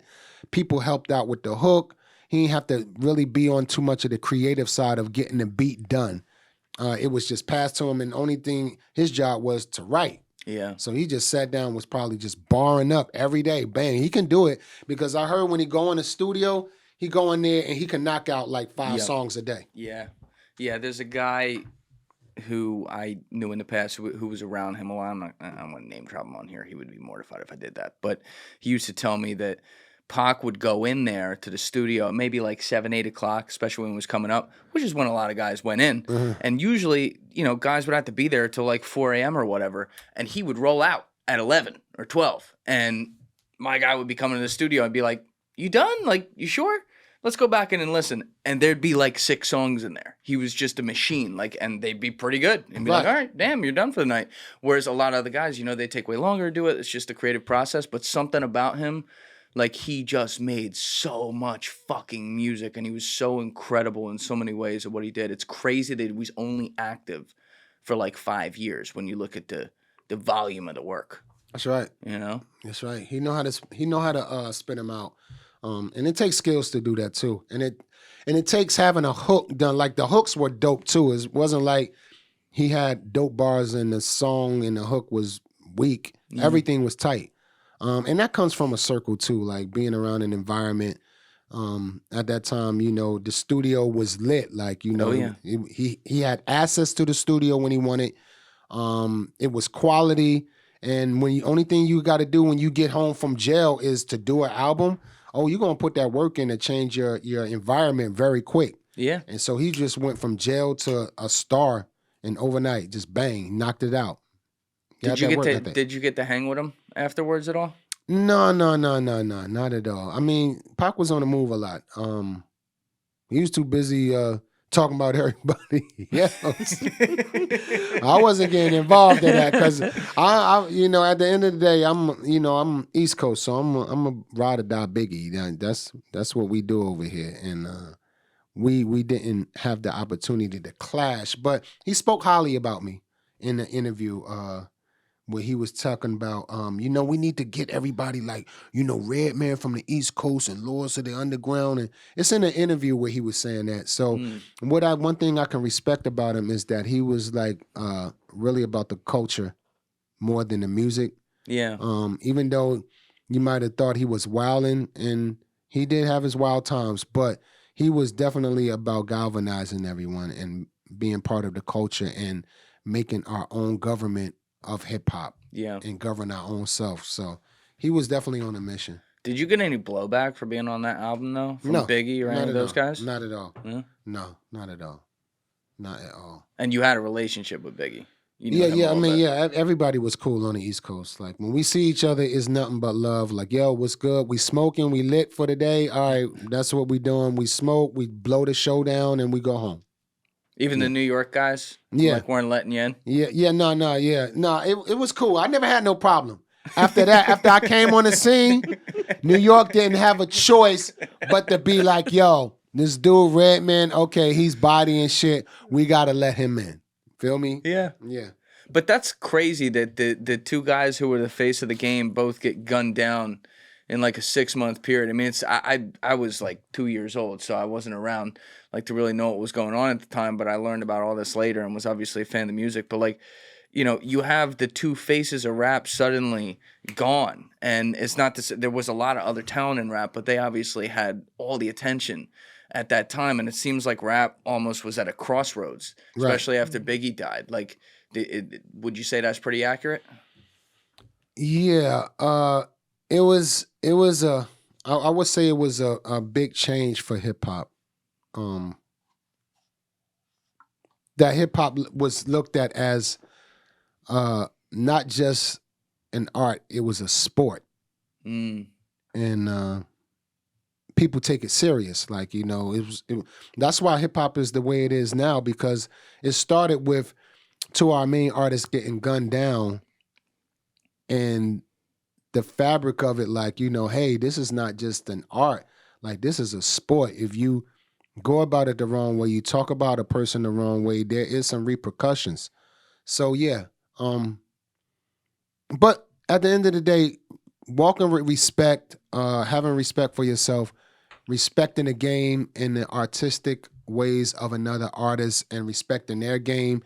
Everyone has to feed their family at the end of the day. And, you know, if you walk with that light of wanting to just feed your family and help the people outside of hip hop more than just trying to resonate with guys that's in hip hop already, you think different, you move different, you know, you feel me? You're not trying to impress or be, you're not trying to look down on other artists that you think that's not as big, not with envy and jealousy, because it's a lot of that. Yes. And in order for you to get around that, you have to be aware of yourself and love yourself at the end of the day. And but then again, you get a lot of people who is very naive to that. And they think they can just say what they want about people, do what they want to people, and there's no repercussions. And that's where that comes in. Now, with Biggie and Pac, they were very loving MCs. I don't think their beef was the main ingredient why they passed. I think this resonated from totally something different, which I never speak on or whatever. Okay. But I think they died because of something totally that didn't have anything to do with them. You know, they had their beef, but their beef was the kind of beef you can go outside and squabble about. Like, all right, let's go fight it out and be back buddies. You think it was lighter like that? Yeah, it started off like that.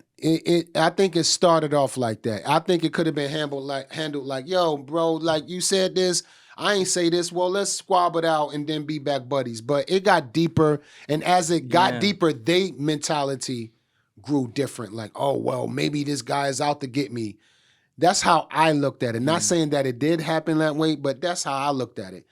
And then it went beyond their control. It went to the bosses. It went to the masses of people. Then it went to the coast, the East Coast and West Coast. And when all that came in the ingredient, then it was like no turning back. Like, this is full on beef.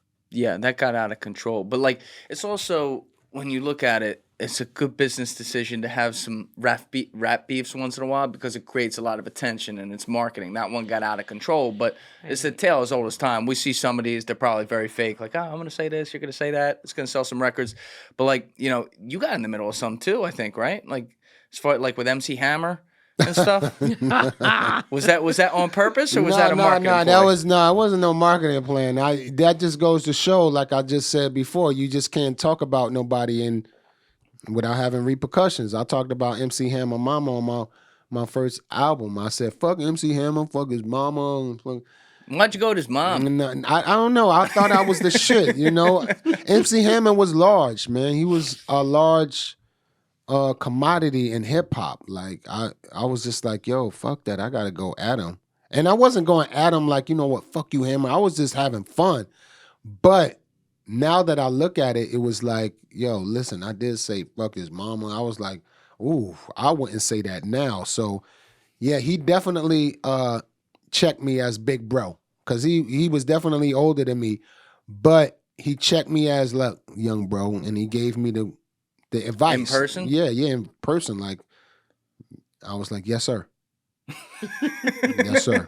Yes, sir. Because MC Hammer don't play. Like I said that in the interview. He don't play no games. And he definitely gave me the big bro check. And from then on, I never talked about nobody else. Like, never. I was like, yeah, because it was full on. It was like we could have got caught slipping. Almost got caught slipping too. Like, so it was serious. Yeah, you see where that could go. Yeah, for sure. Absolutely. It's pretty cool, though, that, you know, guys who came after you, like you talked about all the influences you had back in the day when you were coming up and everything, and then you influenced so many people coming after you with your style and the way you went about it. And one of them's obviously Eminem, who has literally said you were like his number one influence. I mean, how, you know, you've been in this for so long, you're still making great music and everything. Like, how does that feel that a guy who comes after you, who makes, you know, forget all the awards and everything, he just makes incredible music for decades at this point, you know, looks at you as like the guy who got him going? Well, that's only thing I can say is a blessing, because that's what I'm here to do. I'm here to influence. I'm here to motivate, and not just artists, the people out here. But coming from Eminem, like, Eminem been a problem since he first came out. He's always been a problem, like, and just to have a guy like that say I'm one of his favorites. And because when we talk, like when we text and he tell me how I influenced him with certain rhyme patterns that I do, he was like, yo, this how you said this is what made me go this way with the craft of MCing. This is, when you said this is what added an extra battery in my arsenal. Oh, wow. How did he match this word with this word? Like, it wasn't supposed to go together. but I made it match. That's his big thing.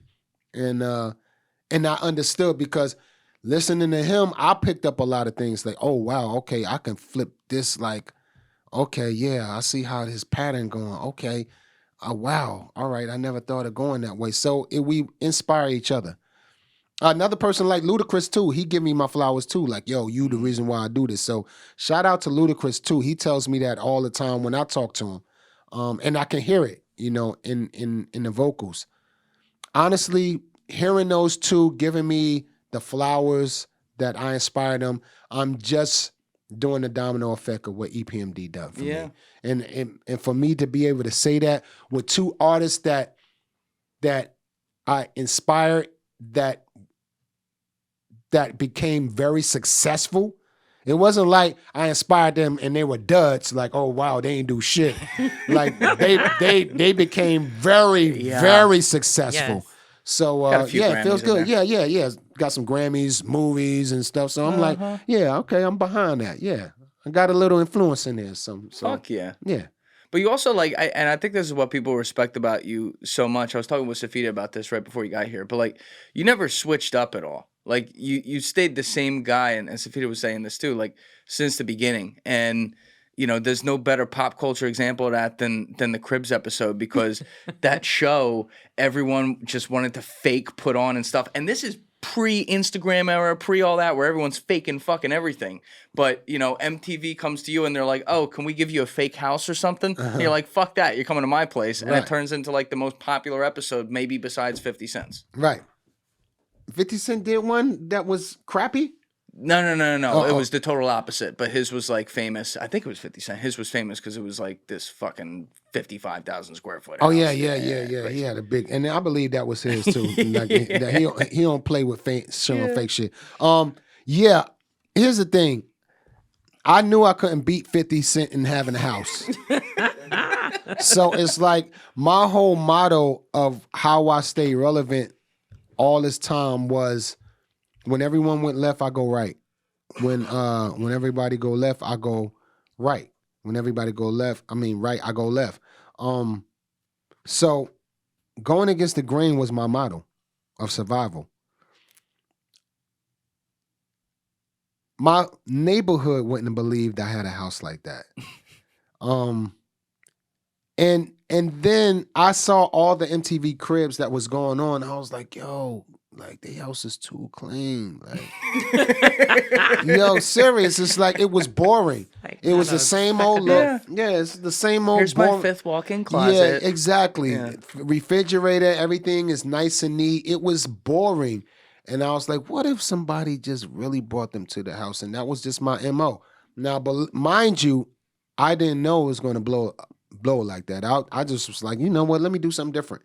Let me go against the grain. Let me try something different. But you know, usually when you keep it real with yourself, you get a better outcome. So that's what all that was. Yeah, and people's bullshit meter. Right. They got that internally. So when they see someone keeping it real, like that's why they love it, because they're like, all right, it's cool. This guy, exactly. This guy's like just like me in some ways. You know what I mean? He's not living in a fucking 40-bedroom house or something. Even if he could, he's not. Like that's because it's also, what's that quote? I never remember. It was either Hearns or Hagler, the boxer. One of them said it.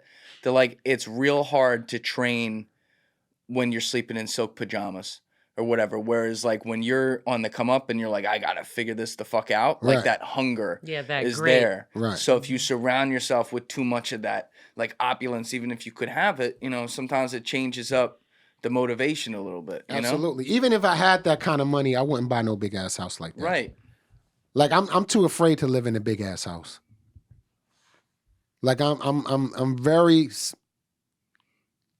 very optimistic about living in a big ass house, because it's like you're sleeping on this side of the house, you don't know what the fuck is going on the other there. side. Every noise is like, yeah, exactly. So I'll be locked in one side of the house all the time. Yeah. I wouldn't even venture on the other side of the house. I wouldn't even know where to go.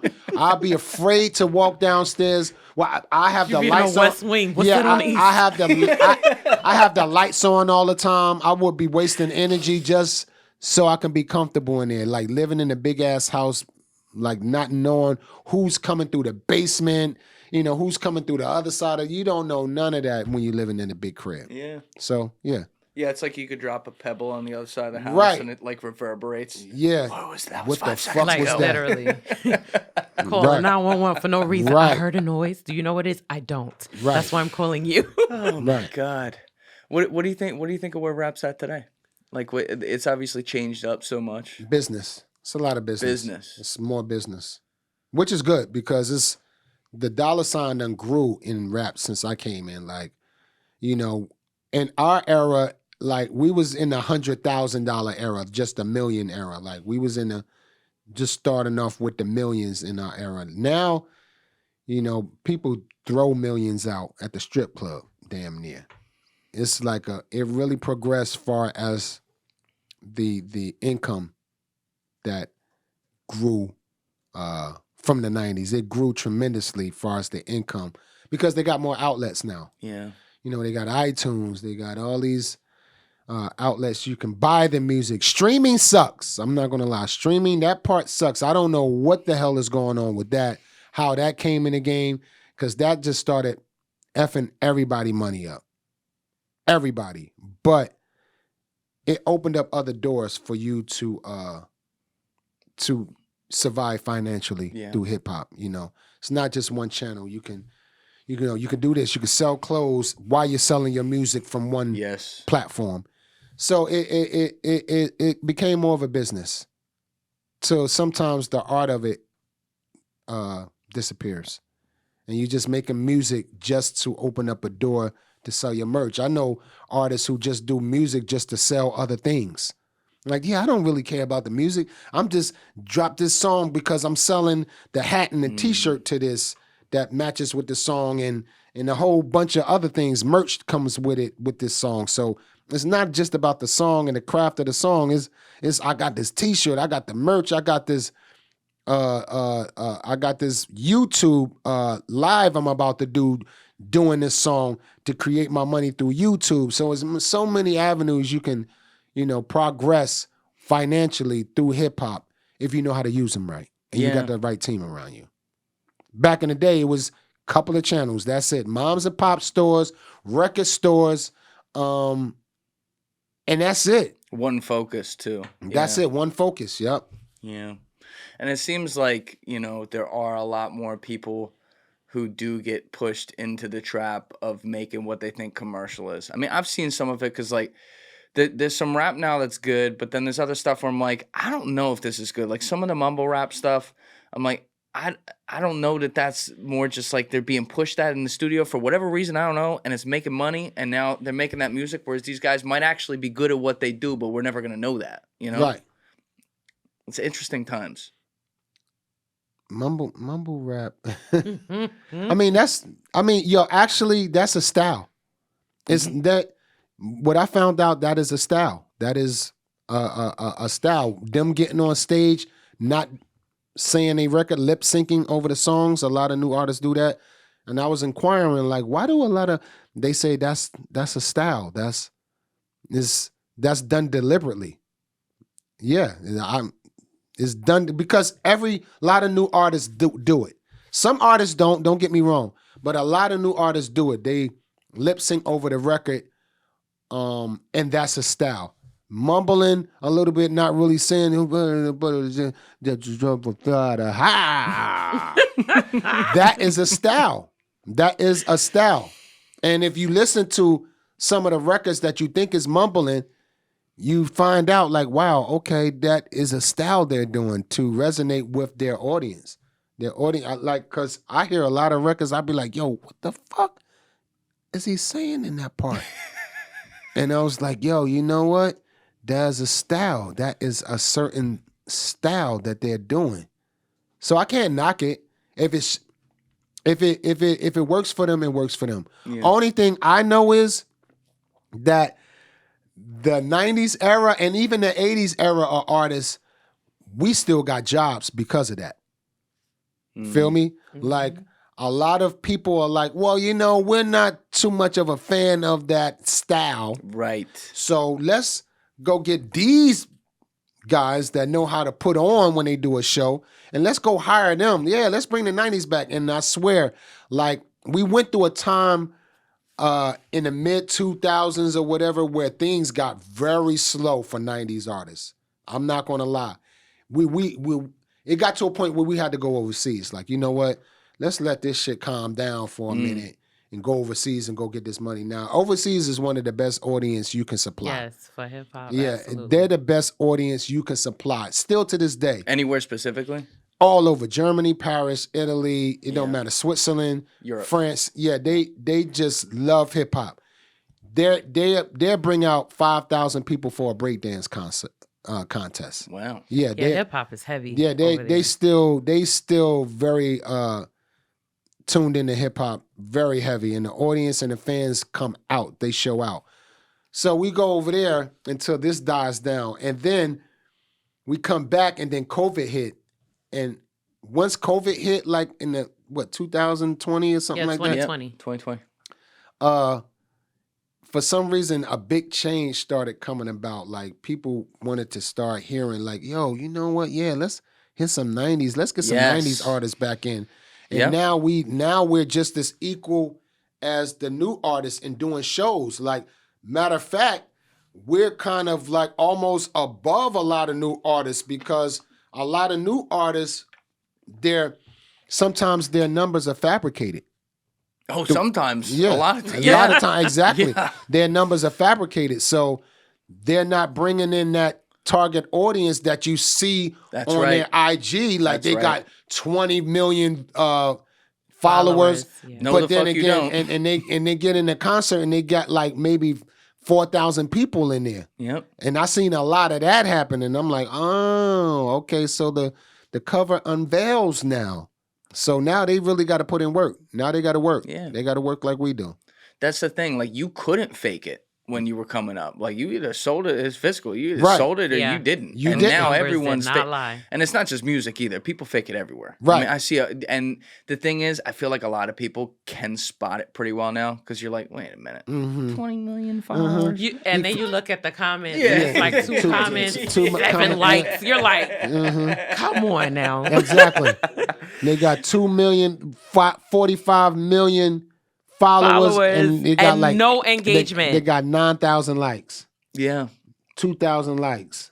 And a lot of them don't even have that. Some of them barely have 100. Right. Yeah. And Right. you're like, how is it possible you And have you can- 17 million followers? And You can see some of them where they have the same number each post, and you're like, wait, you always have 11,400, give or take, on there. Right.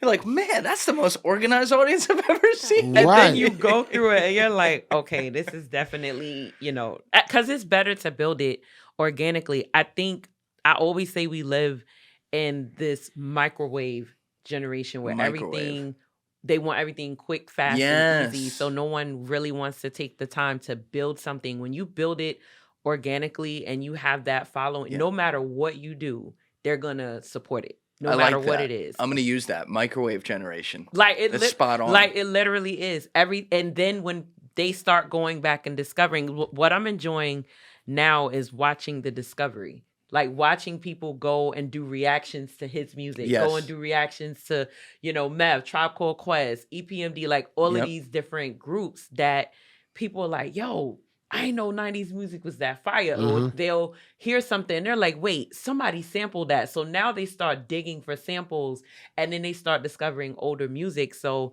I've been having fun just watching people react from stuff that I always knew was great music, but it goes to show you it's timeless. It's better to have timeless music that no matter what time period you're in, you always have people that are going to go back and listen to it. Because a lot of the music now, it might be hot right now, but it's not going to be memorable in 5 to 10 years. No I think one's you're going right to go about back that. and revisit that music. Yeah. Because it all sound the same. Yes. Right. And first person I like ever heard say that, like, I think Eric Sermon said that.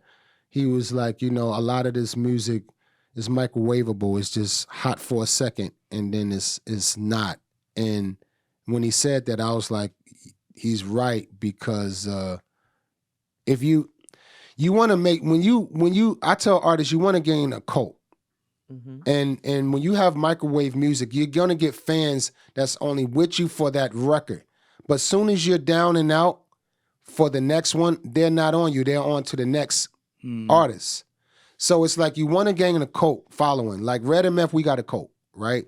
Yeah. Whether we hot or not, we still got our fans.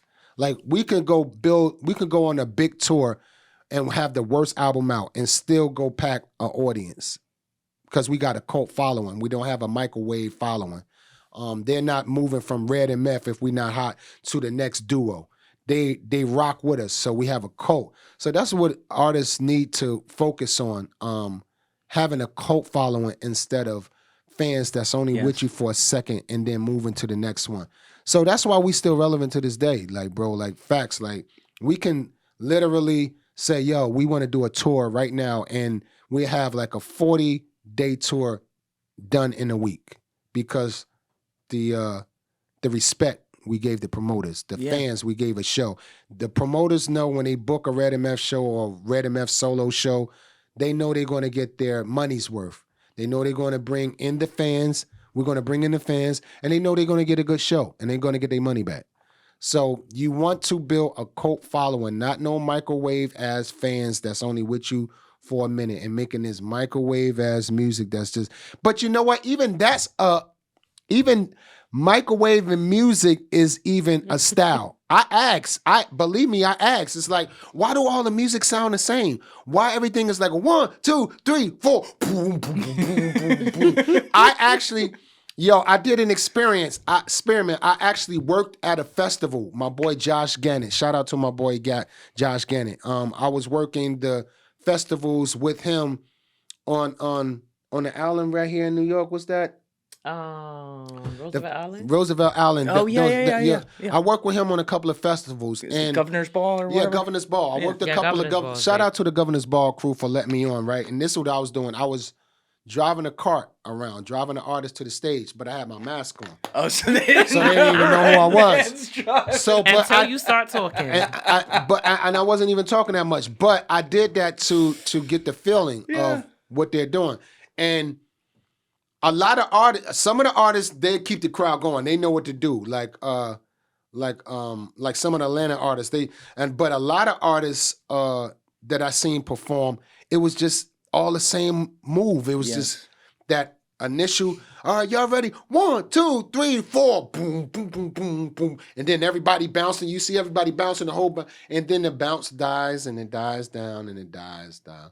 And then they're doing a song, and then they go to the next song. And you know, all right, now y'all know we're going 1, 2, 3, 4, boom, boom, boom, boom, boom, boom. Same shit. Boom, boom, boom, boom, boom.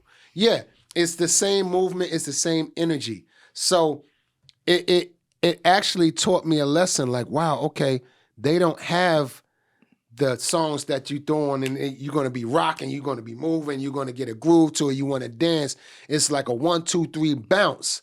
So when artists do that, everyone has that same movement. If you notice, all the new artists have that same bounce. Not all of them, but a lot of them got that same bounce. And I used to ask, like, yo, is that, like, I noticed all the music kind of moved the same, and they said that's a style. Yes. Because when you got the producers that want to be as big as the artists, they're going to give you the record that they can play on the radio. They ain't going to give you that B-side record. They ain't going to give you that exclusive jewel. Like, okay, y'all heard this single? Yeah, I know everyone heard this single, but you ain't hear this record, though. Yeah. The producers are just as big as the artists nowadays. So they're going to give you that song that can resonate on radio, which leaves no room for no exclusive drop, no exclusive joint to hear, no eargasm to hear. It's just a straight 1, 2, 3, boom, boom, boom, boom, boom, boom, boom. Yeah. It's a model. It's a model, but it's a style. Everyone say, yo, they got, why all the records sound the same? All the records sound the same. They sound the same. They sound the same. I found out it's a style to sound the same. It's a style. So it all blends. So it's, okay, hot for a second, then it's right out of there. Hot for a second, right out of there. And then you think about, like Sis said, like when it goes to the future, will these songs be able to stand the test of time? Like, since everything sounds the same, would you be able to throw on these records 20 years from now and be like, yo, you remember that? No, because everything sounds the same. Yeah. 90s, we didn't have that. All of our shit was You heard Oh, it's Wu-Tang. unique. You heard Wu-Tang. You heard RZA. You knew that was RZA Yep. on the beats. You heard R Squad. You know Eric Sermon was on the beat. When you heard Tribe Called Quest, you knew Q-Tip was mainly on the beat. So it gave a lot of separation from each other. When you heard Busta Rhymes, you knew that his producers was on the beat. So when you heard Snoop, you knew Dre was on the beat. So we all had our separation. Everything was wholesome. Everything was culture-fied. Everything was solid, you know, and our music stood the test of time still to this day. That's why we still have a fucking job, right? Y'all had a formula. Yeah. It was a formula that 90s music had. And it's really important when you have a team of producers that understand your sound. Yes. And I think artists then knew the importance of that, and you can tell. That's how you can tell who was behind the beat. That's how you could tell who they were working with, and that's why they had the consistency, because you have artists that it's nothing wrong with them experimenting and working with different producers, but when you got a group of producers that know your sound and understand your sound, you're going to have a great album because you got a formula. But without that formula, everything is just spin it out really fast and it all sounds the same and then it goes away. By that following year, you don't even remember half the songs that came out before. For sure. But it's also it's kind of crazy that the eras are this way, because back then you had such a limited way of getting to people. It was physical copies, and you better get at least like one song on the radio so that the rest of the album can sell. Now, you can go around. The radio's technically smaller by audience than ever, and you can technically go around the radio because you're on these streaming platforms, Right. and you can promote it on social, and you can make songs that are not made for radio. Maybe they're 5.5 minutes long or something, and it can technically become a hit. And that's why labels are running around like chickens with their head cut off now, because they can't control it. You can do more promotion on your social media with your record than the radio, getting radio play. Like, I don't depend on radio at all. Yeah. Let me ask you a question. Who do people say you look like? I mean, I've gotten poor man's Justin Bieber before. No. Nobody ever say you look like Seth MacFarlane? No, No? that's a new one. Get out of here. The Family Guy guy? No, not the Family Guy, actual Family Guy, but the guy that do. Yeah, the guy that does it. Yeah. No, not Peter Griffin. No, yeah. Not Peter Griffin. Pete. Yeah, Seth MacFarlane. That's a and shit. new one. But poor man's Justin Bieber is kind of crazy. Like, Yeah. wow. I would have never thought that. I got that one like Poor 6 man's months. Justin I've gotten Bieber? that a few times. Nah, he don't look like. No, I'm like, what is that supposed to mean? Or like let's when pull people, up Seth when people MacFarlane say up a on the Tebow screen. version of somebody. What Let's about go a to middle tape. class man? Let's go to tape. Justin Bieber. Wait, enlarge that a little bit. I like Seth MacFarlane. I don't know if I fuck see with it, Seth, but yeah, Seth MacFarlane I'll is take great. it. You know what? It's the smile. I think it's the Yeah, smile. exactly. Hold Yeah. on. Let me... It might be the smile. He said, you know what? Hold on. A little bit. Hold on. Pull up that one in the gray. Oh, he had to put on the shades for this one. Not that one. No, the one. That one up there. Like, that one right there. Yeah, let me see that one right there. It might be the smile. Yeah, let me see. Not that one right there. Yeah, that one right there. Yeah, see? And he had a little hat on, a little Seth MacFarlane-ish. I'll take it. Yeah. That's a no one. Yeah, We'll add him to the list. I forget you know what? There's some tennis player people say I look like. I can't, but he's not like. It's not like Federer or something like that. It's someone that's less known. I forget his name, but I don't get a ton of them. That's interesting though. Yeah.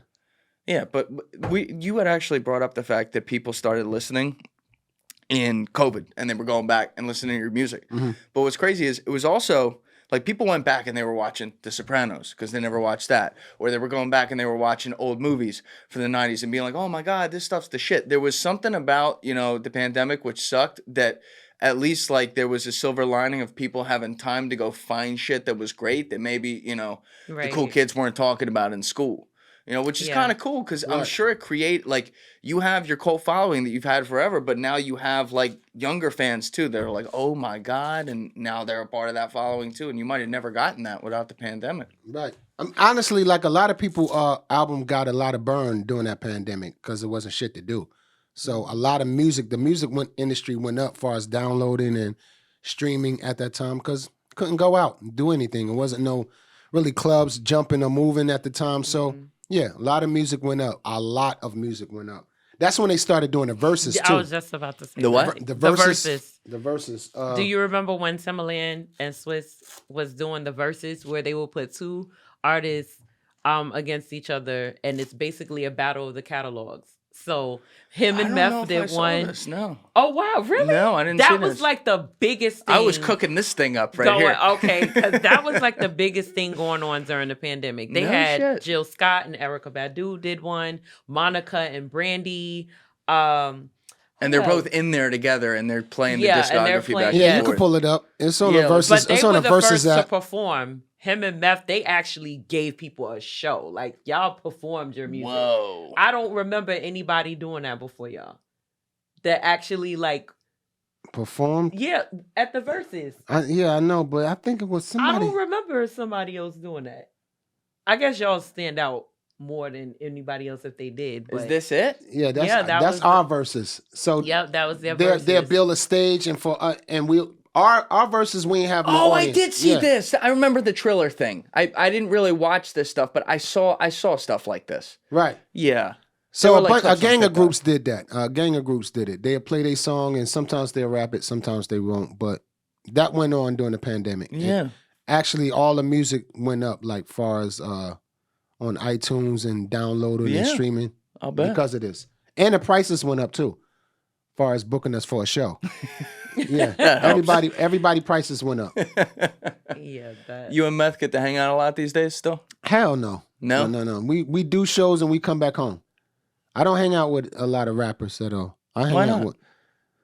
I don't. That's work. Yeah. This is work. This is home. Like we're very inclusive with our movement. Like once we off the road, we like, all right, you got family to deal with. I got shit I got to do. My circle is very small, very small. Like either I'm hanging out in the park. I'm a park dude. I like doing You're a my park walk. dude. Yeah, I like doing my walk, little calisthenics. There you go. And getting back to work. Yeah, so we all have different lives. I don't hang out with rappers. I wouldn't have expected that answer. No, hell no. I might call. Like it's a lot of MCs who I'm connected with. Like, you know, of course, Wu is my crew or whatever. But it's a lot of artists that we might chop it up on the phone. But no, only artists I hang out with is Lord, my boy Do It All Do from Lords in the Underground, and Tretch if I see him in the hood, and that's about it. That's about it. And what, like when you're getting creative, And Kid Capri. Kid Capri is my big bro. Like I talk to him and I go see him all the time. But he's not a rapper though. He's a DJ, one of the best. But Yes, legendary. do you like when you're going to make music and stuff? Do you do a lot of that alone now? oh Or yeah, do you- I engineer myself. Mm. Like I said earlier, I like cutting the middleman out. So I engineer myself, shoot my own videos with my team. I edit, do a lot of editing. Oh, you do editing too? Yeah, I do. I did this. I did a radio station in my house for LL during the COVID. At the time, it was called Muddy Waters Rock the Bells Radio. I set up the little mics on my little table. Like my table wasn't even this big and humongous. It was like a little coffee table. But, you know, I set it up with two mics, me and my sis, Miss Parker. We did a radio show. So I do editing. Like I edit my album. I help mix my album. I shoot all my ideas for my videos is majority of them is mine. I help edit. I like being a part of the whole process. Like I don't like a lot of people doing things for me because I like my shit done a certain way. I can. I can tell coming the way you across are. today. Yeah, Yeah, I can tell the way you are too. You like your shit a certain way. 100%. You got a person that knows how to work a certain area that you are, all right, listen, you do this, but I'm going to get the camera set. I'm going to do this because you like yourself. You like your brand, your platform a certain way. So that's how I am. No, I like that a lot. I think with anything creative, there's, you know, if you're truly about it, you got a vision, and it's nothing personal, but like that's how you want it. Like Right. this, like Alessio will laugh, but sometimes like when we'd be making thumbnails for the first time and I was teaching him how to do it, I'd be like, no, you need to move that like 3 pixels to the left, and he's like, there's like 3,000 pixels on this. It's not gonna make a difference, and I'm like, no, but it is, you Right. know. And there's something about that it's like when I know it's there, we're good. Right. But it's not right. Right. And I can't look at it. Right. And with your music, that's how you are. That's exactly how 100%. I am. I am very tentative with this music. Like it's been times that we spend 6 hours on one record trying to mix it. And then we end up spending 2 weeks on the same record trying to mix it because I like it a certain way. And I just don't hear what I'm looking for when it's being mixed. So I give the ears a rest for like 3 days. Then I go back to that same record for another 3 days till we get it right. Like the process of doing this album, I just dropped Muddy Waters. Like it's songs on there that I spent like total of time of 3 months. Yeah, I believe it. Yeah. But then when you hear stories like Michael Jackson spending more than 100 hours on Thriller just to get that record right, it make you appreciate what you do. Hell yeah. Because he literally spent like over 100 hours on Thriller getting it right. And the way Thriller is now, you can still match it up with any record of today and it still blow it out the water far as the quality and mixing of it. Right. So yeah, it's worth the time. When I hear stories like that, it's like, okay, yeah, I can be a pain in the ass. Sometimes you could be a pain in the ass in your own way too. Sometimes you do need to get the fuck out the way and say, you know what, this sounds good. But spending that time to get it a certain way, the best way where it's, I don't like leaving no loopholes on anything. All right, if we can't get it no tighter than this, then it's out the door. But if I feel we can squeeze a little bit more tightness of it, of getting it the way I want, then I'm spending that time because at the end of the day, I know how to engineer. So the time is free. I'm not paying no other engineer for their time to come to my house to do it. If I can just sit down and tweak and equalize, throw the EQ on it the way I want and get it the right, I spend hours on it because it's for free and I own my own equipment.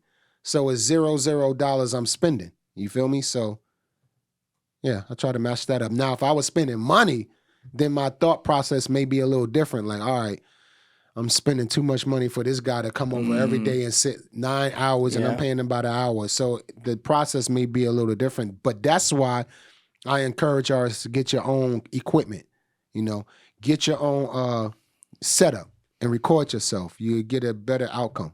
Feel me? So. Do you still love music as much as you did day one? Yeah, I do. Making it? Yeah, I do. That's great. I do. Do you ever get, because of the way you're so, and I love that, I relate to it so much, like how focused you are on the vision. Do you ever get almost stressed before making something because you know what went into making the last one and how many hours you had to spend on that just to sit on the same bar to make sure this sounded that way on the mix? You know what I mean? Yeah. Like the stress of like what now has to come again? I'll tell you what, like this last album, Muddy Waters 2, I just dropped in December, which is out right now. That's Link right. link in description. Everyone go stream. Exactly. Go to my bio, Redman Gilla. It's on my bio, Redman Gilla on IG, REDMAN'S. It's in my bio. But this last album, I spent a lot of time putting this album together and spent a lot of money getting it mixed. But it was worth it because I learned a lot, which is going to make my next process of doing the album more easier now because I know what to listen for.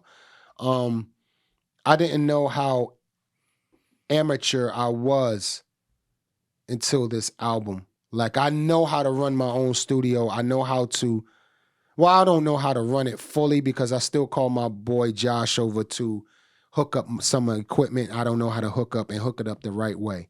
You do need a key engineer to help you set your equipment up the proper way so it operates and you get the best benefit out that certain equipment.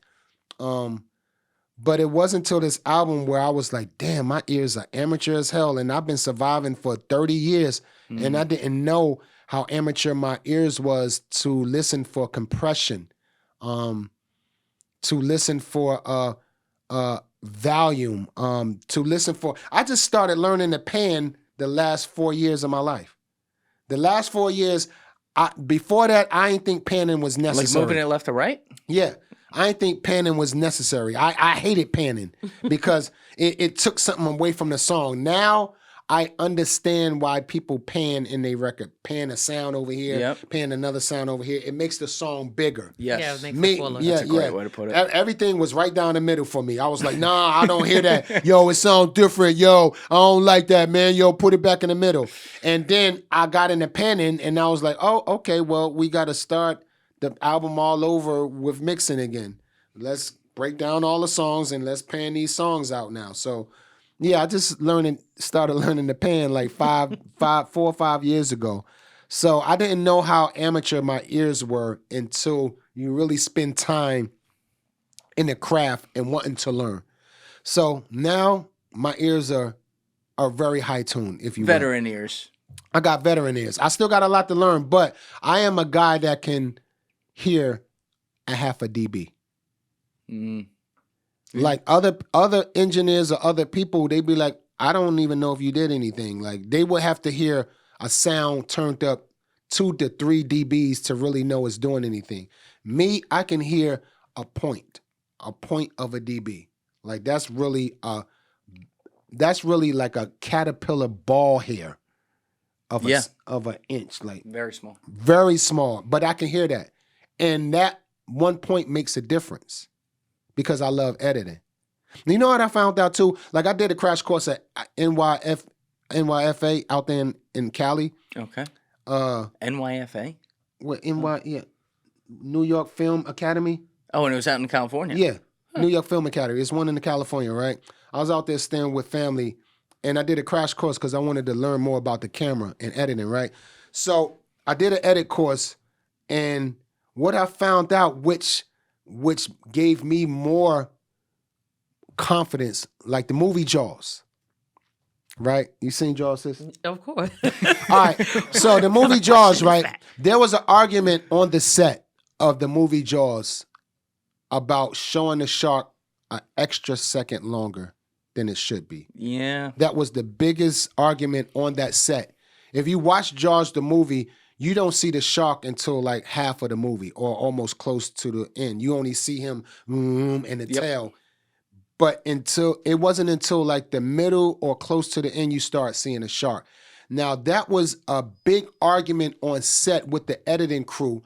The argument was if you show the shark more than 4 seconds or 3 seconds, it looked fake. If you show the shark less than 4 seconds, it looked real.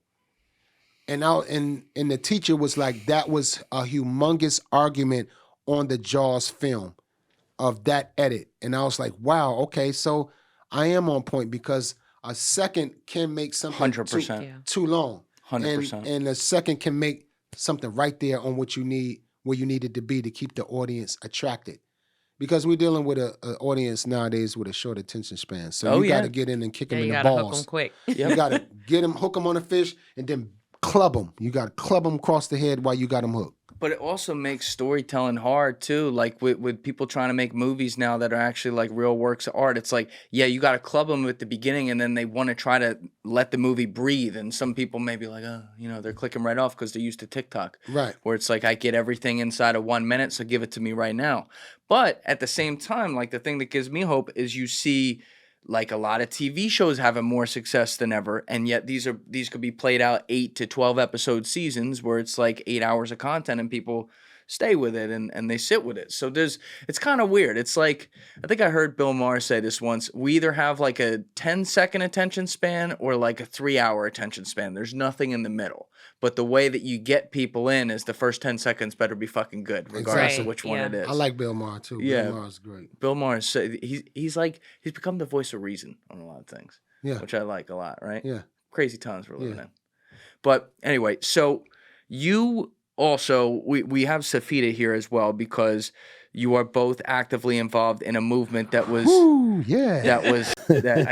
knew we were coming to it. But you're both actively involved in a movement of your creation that sounds like it was kind of born in the pandemic era, maybe was thought about before that. But what can you just explain what you guys are doing with the National Empowerment Movement or National Empowerment Party? The United Empowerment Party. Yes, we were at first. Stop with your shenanigans. National Cannabis Party in 2021 is when we started. January 26th of 2021.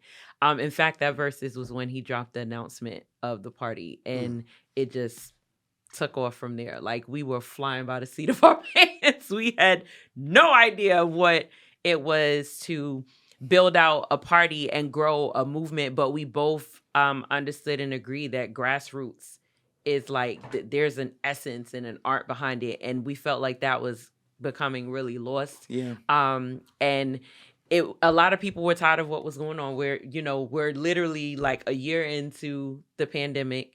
Everything's still restricted. Everything's so up in the air. There's a lot of uncertainty. We have to completely change things around the way that we live every day. So, us both understanding what's happening in cannabis, we're like, look, we're going to do this and nobody's going to tell us that we can't. Like, we both share that sentiment. Like, do not tell us we can't do something, because it's like, you're going to prove that it could be done. And so, since 2021, we just passed 4 years, on the 26th last month. And so we've been building it and growing it, ever since. We're federally recognized. What's the core goal, just for people out there? Deschedule cannabis. Yep. That's goal number one. We've been saying it since day one.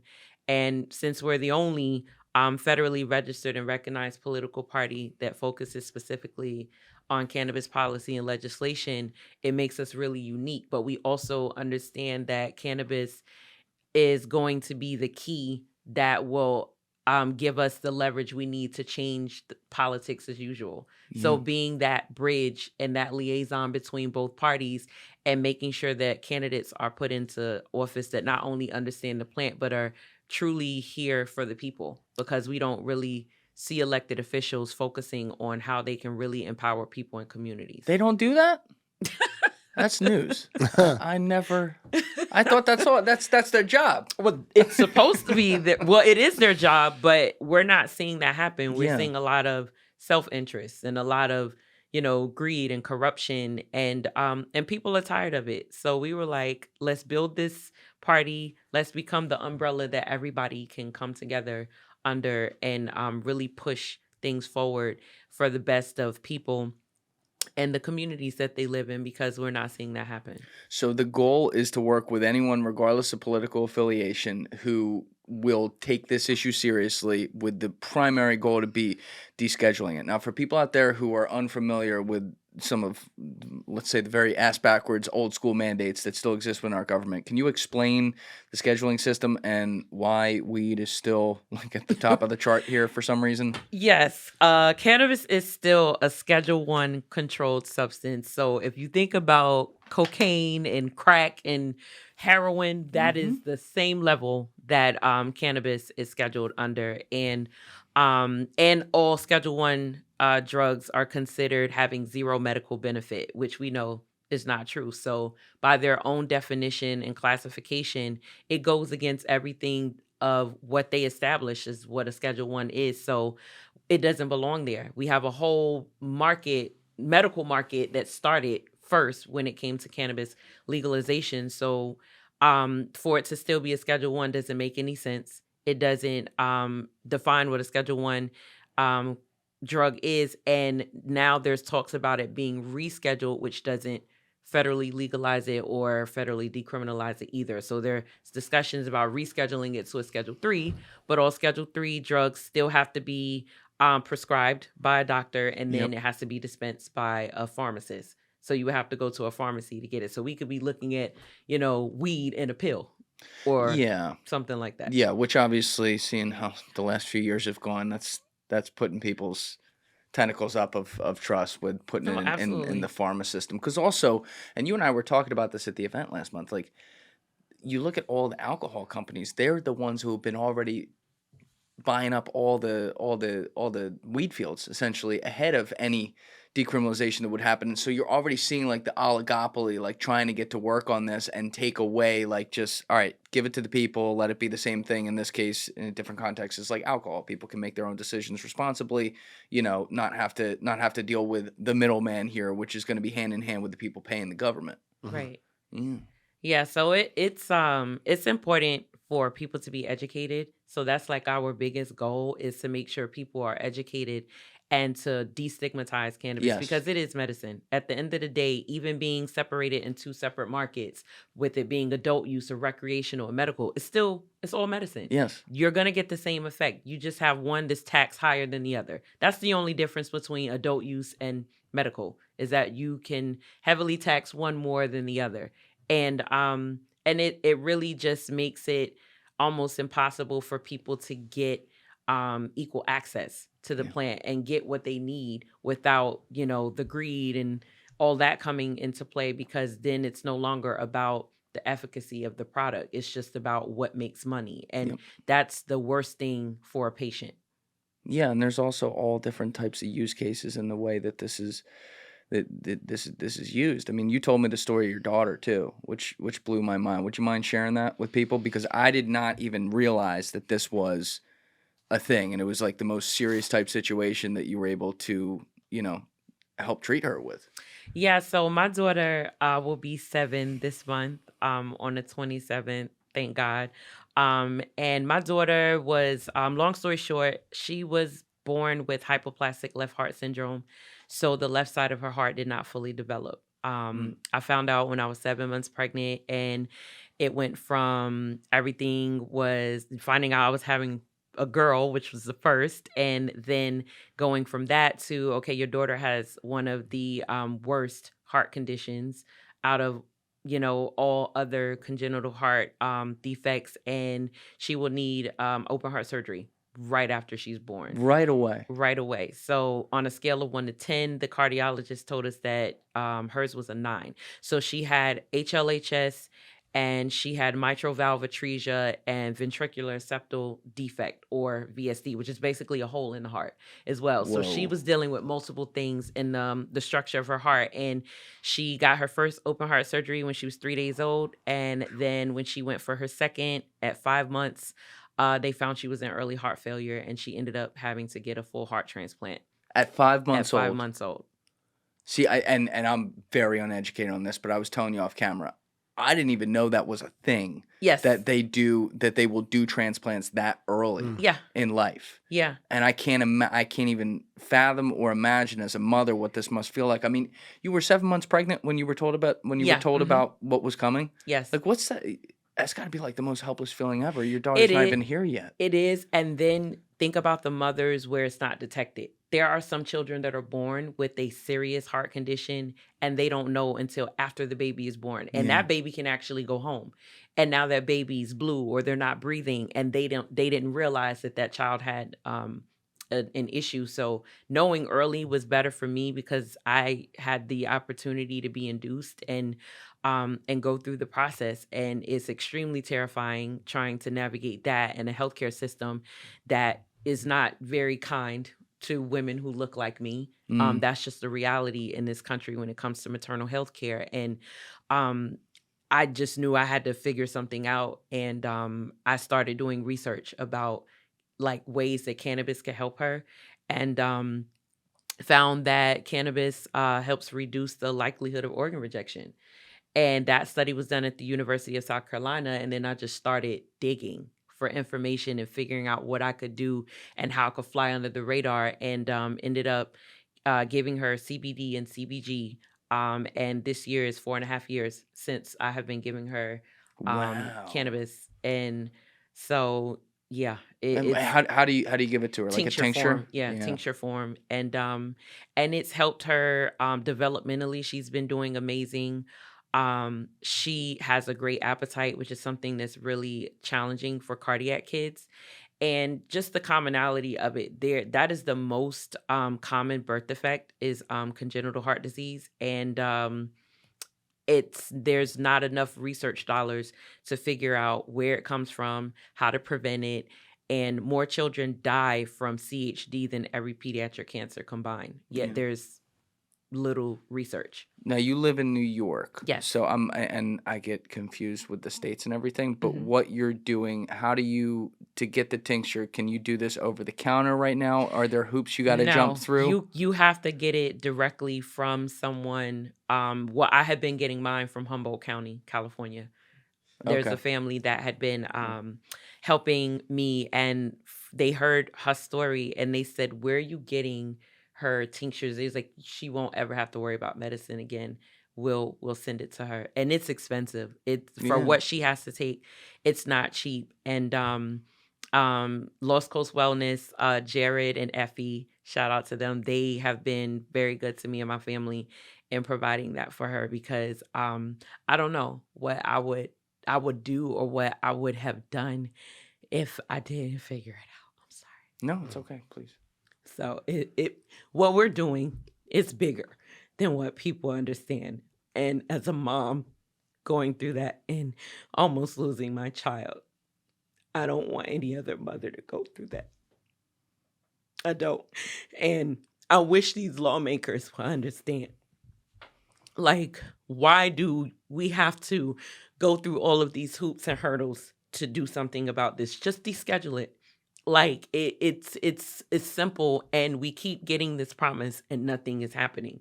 And we do this every day. It's hard. It's a lot of things we don't talk about that we've had to deal with just going up against that, because you have to think you're going up against a very big machine that does not want to see this happen.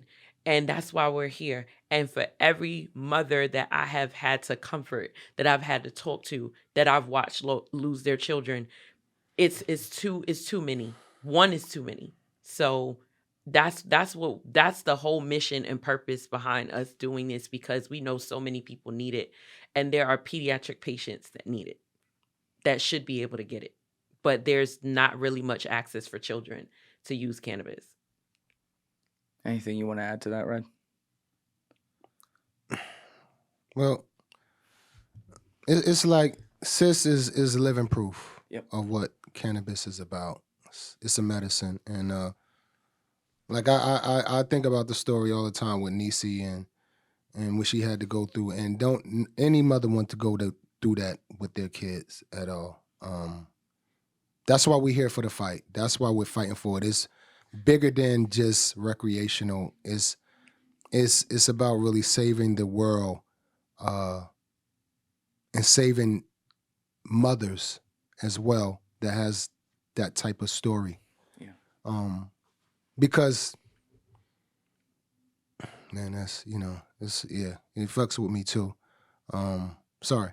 Over the counter drugs, FDA medicine is like I don't abide by it. And I don't think Niecy would have been able to abide by it and to have a healthy life as well.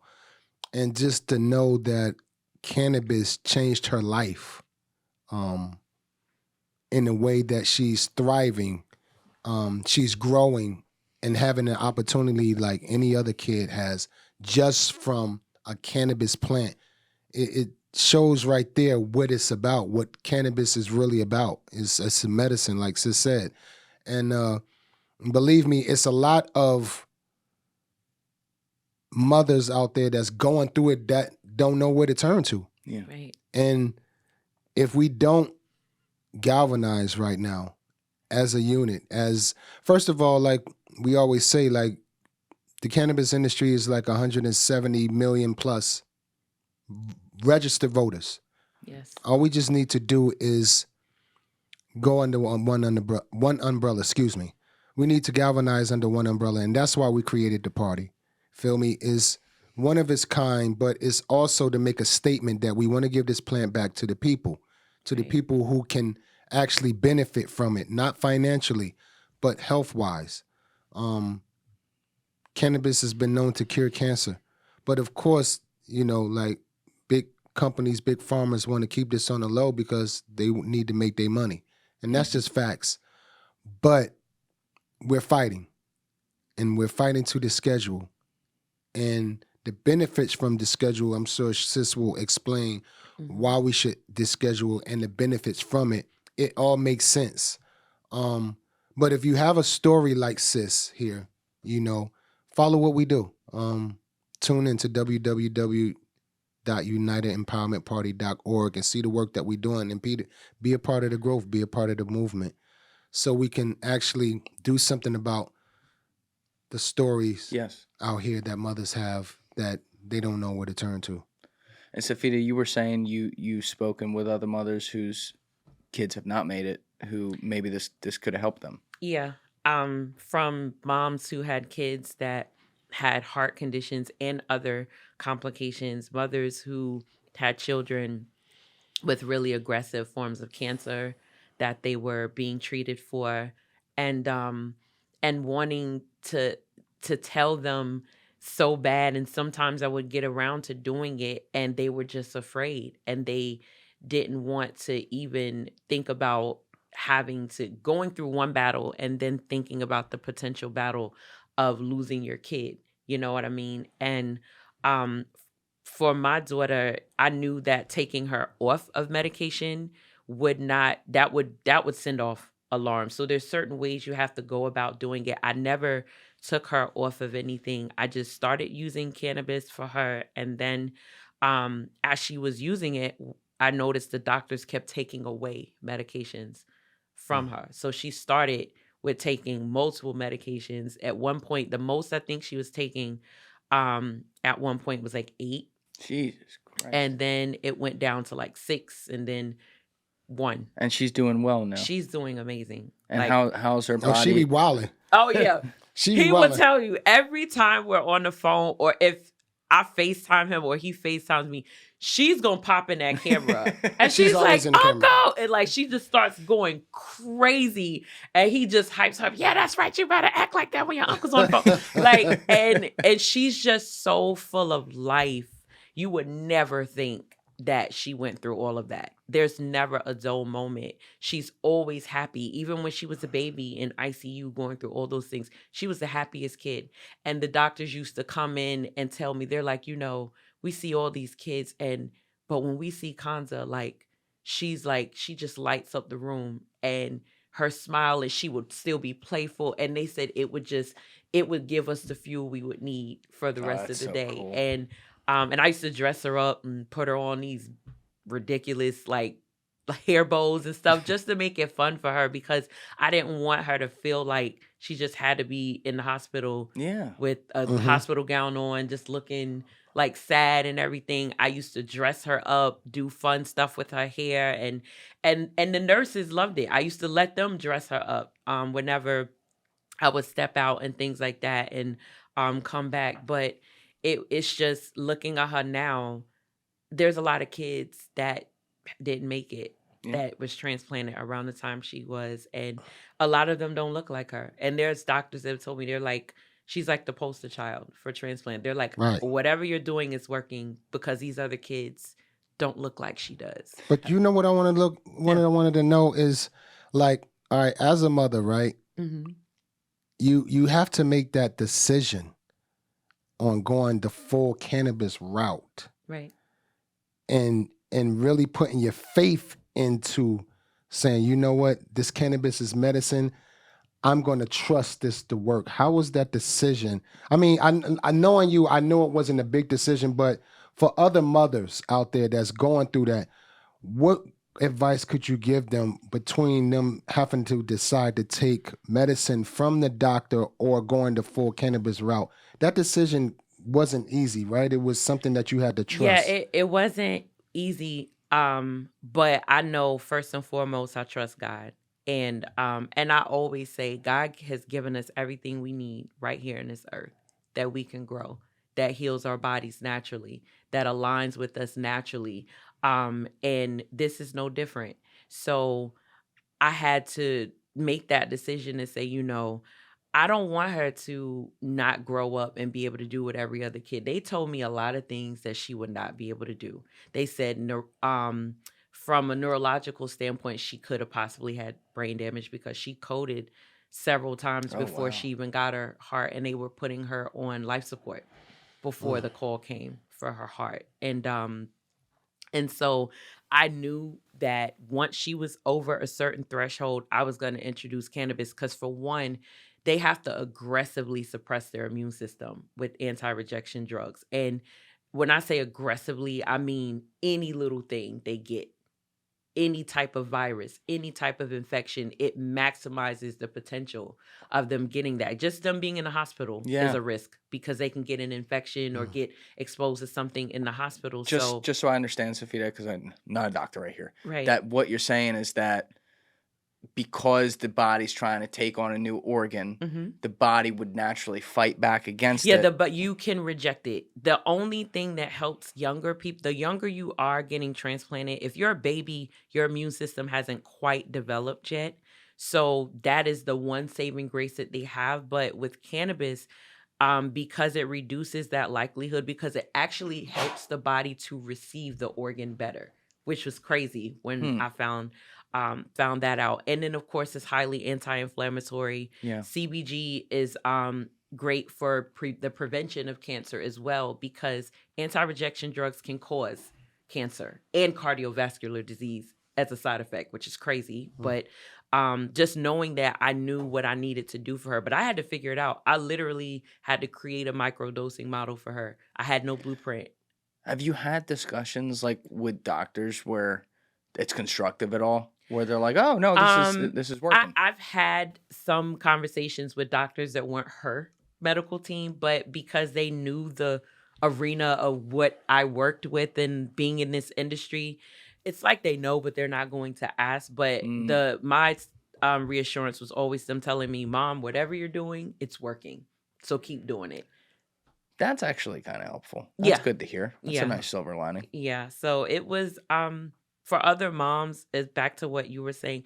The advice I would give them is, it's not going to, it doesn't make you a bad mom. It does not make you rogue, or you're just going against the grain.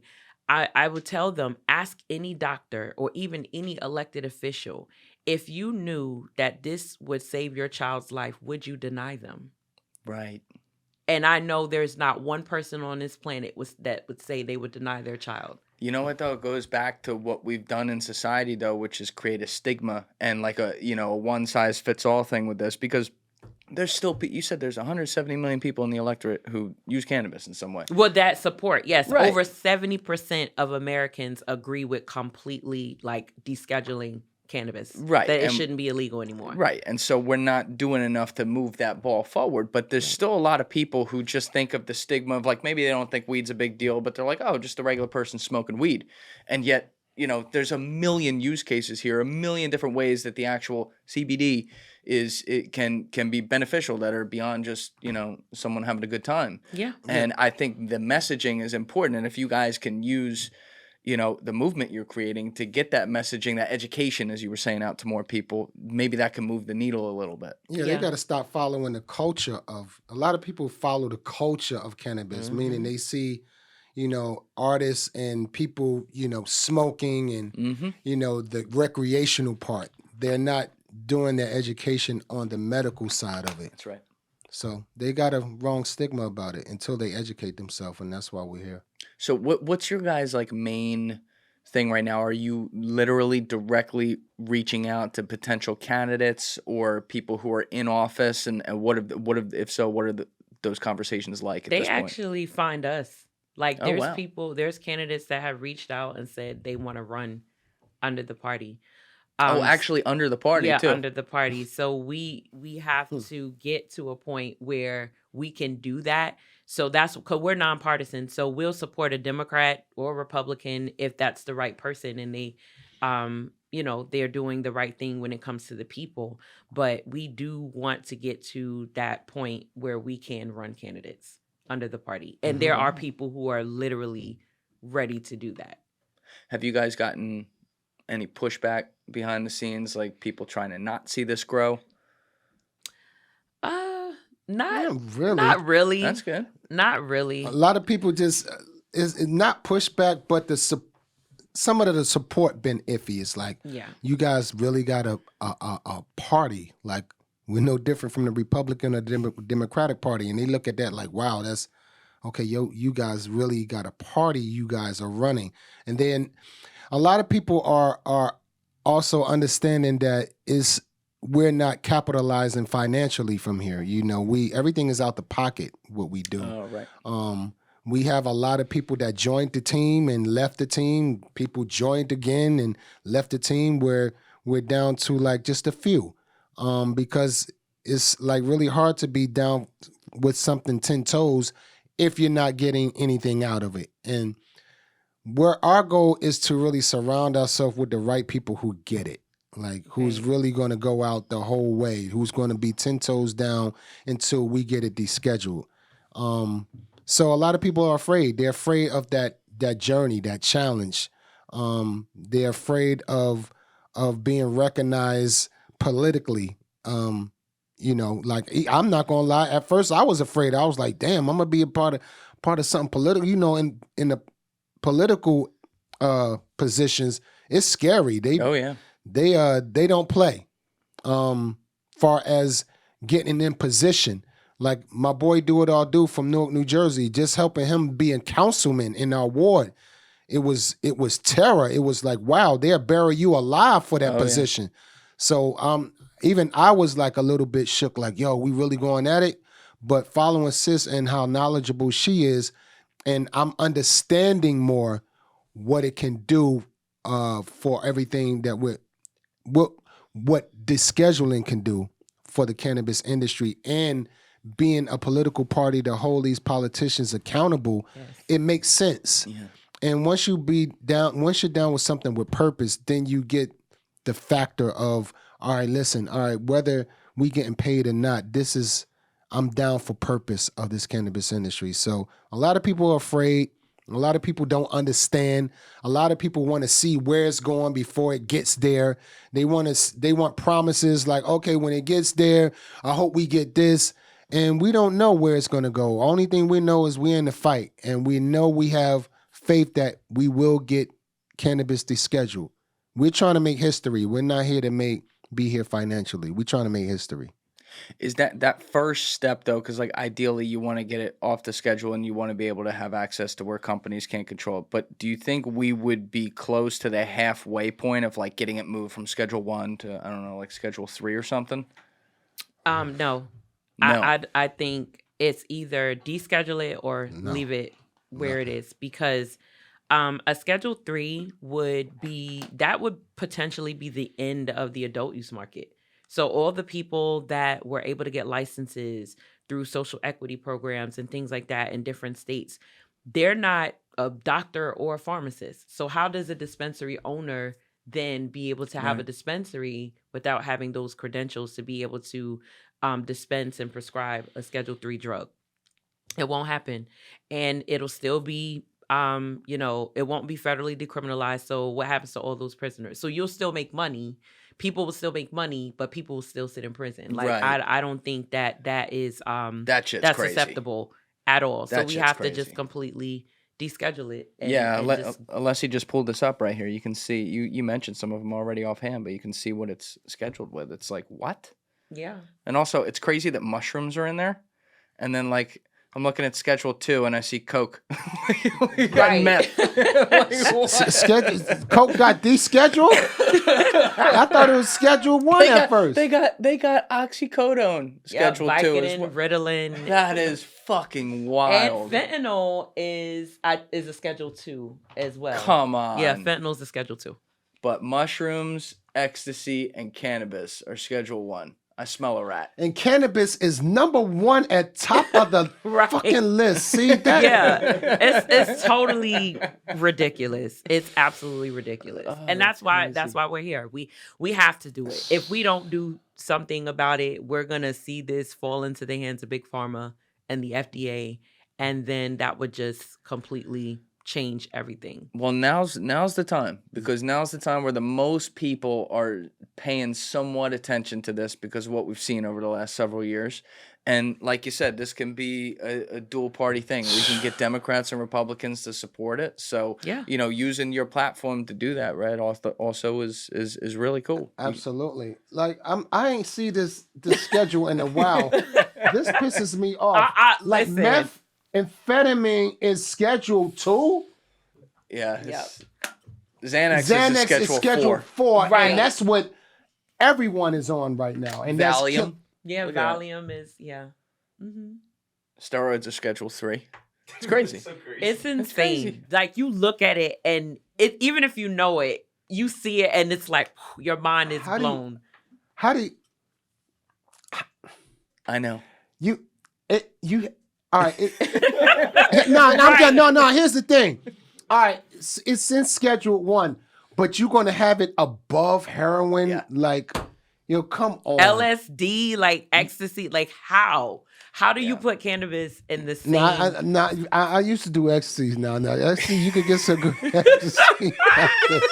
Ecstasy should be like in the 5. Like, oh my gosh! But no, I ain't gonna lie. I had some good E before now. But cannabis at the top of Schedule 1. It's nuts. It's nuts. A plant.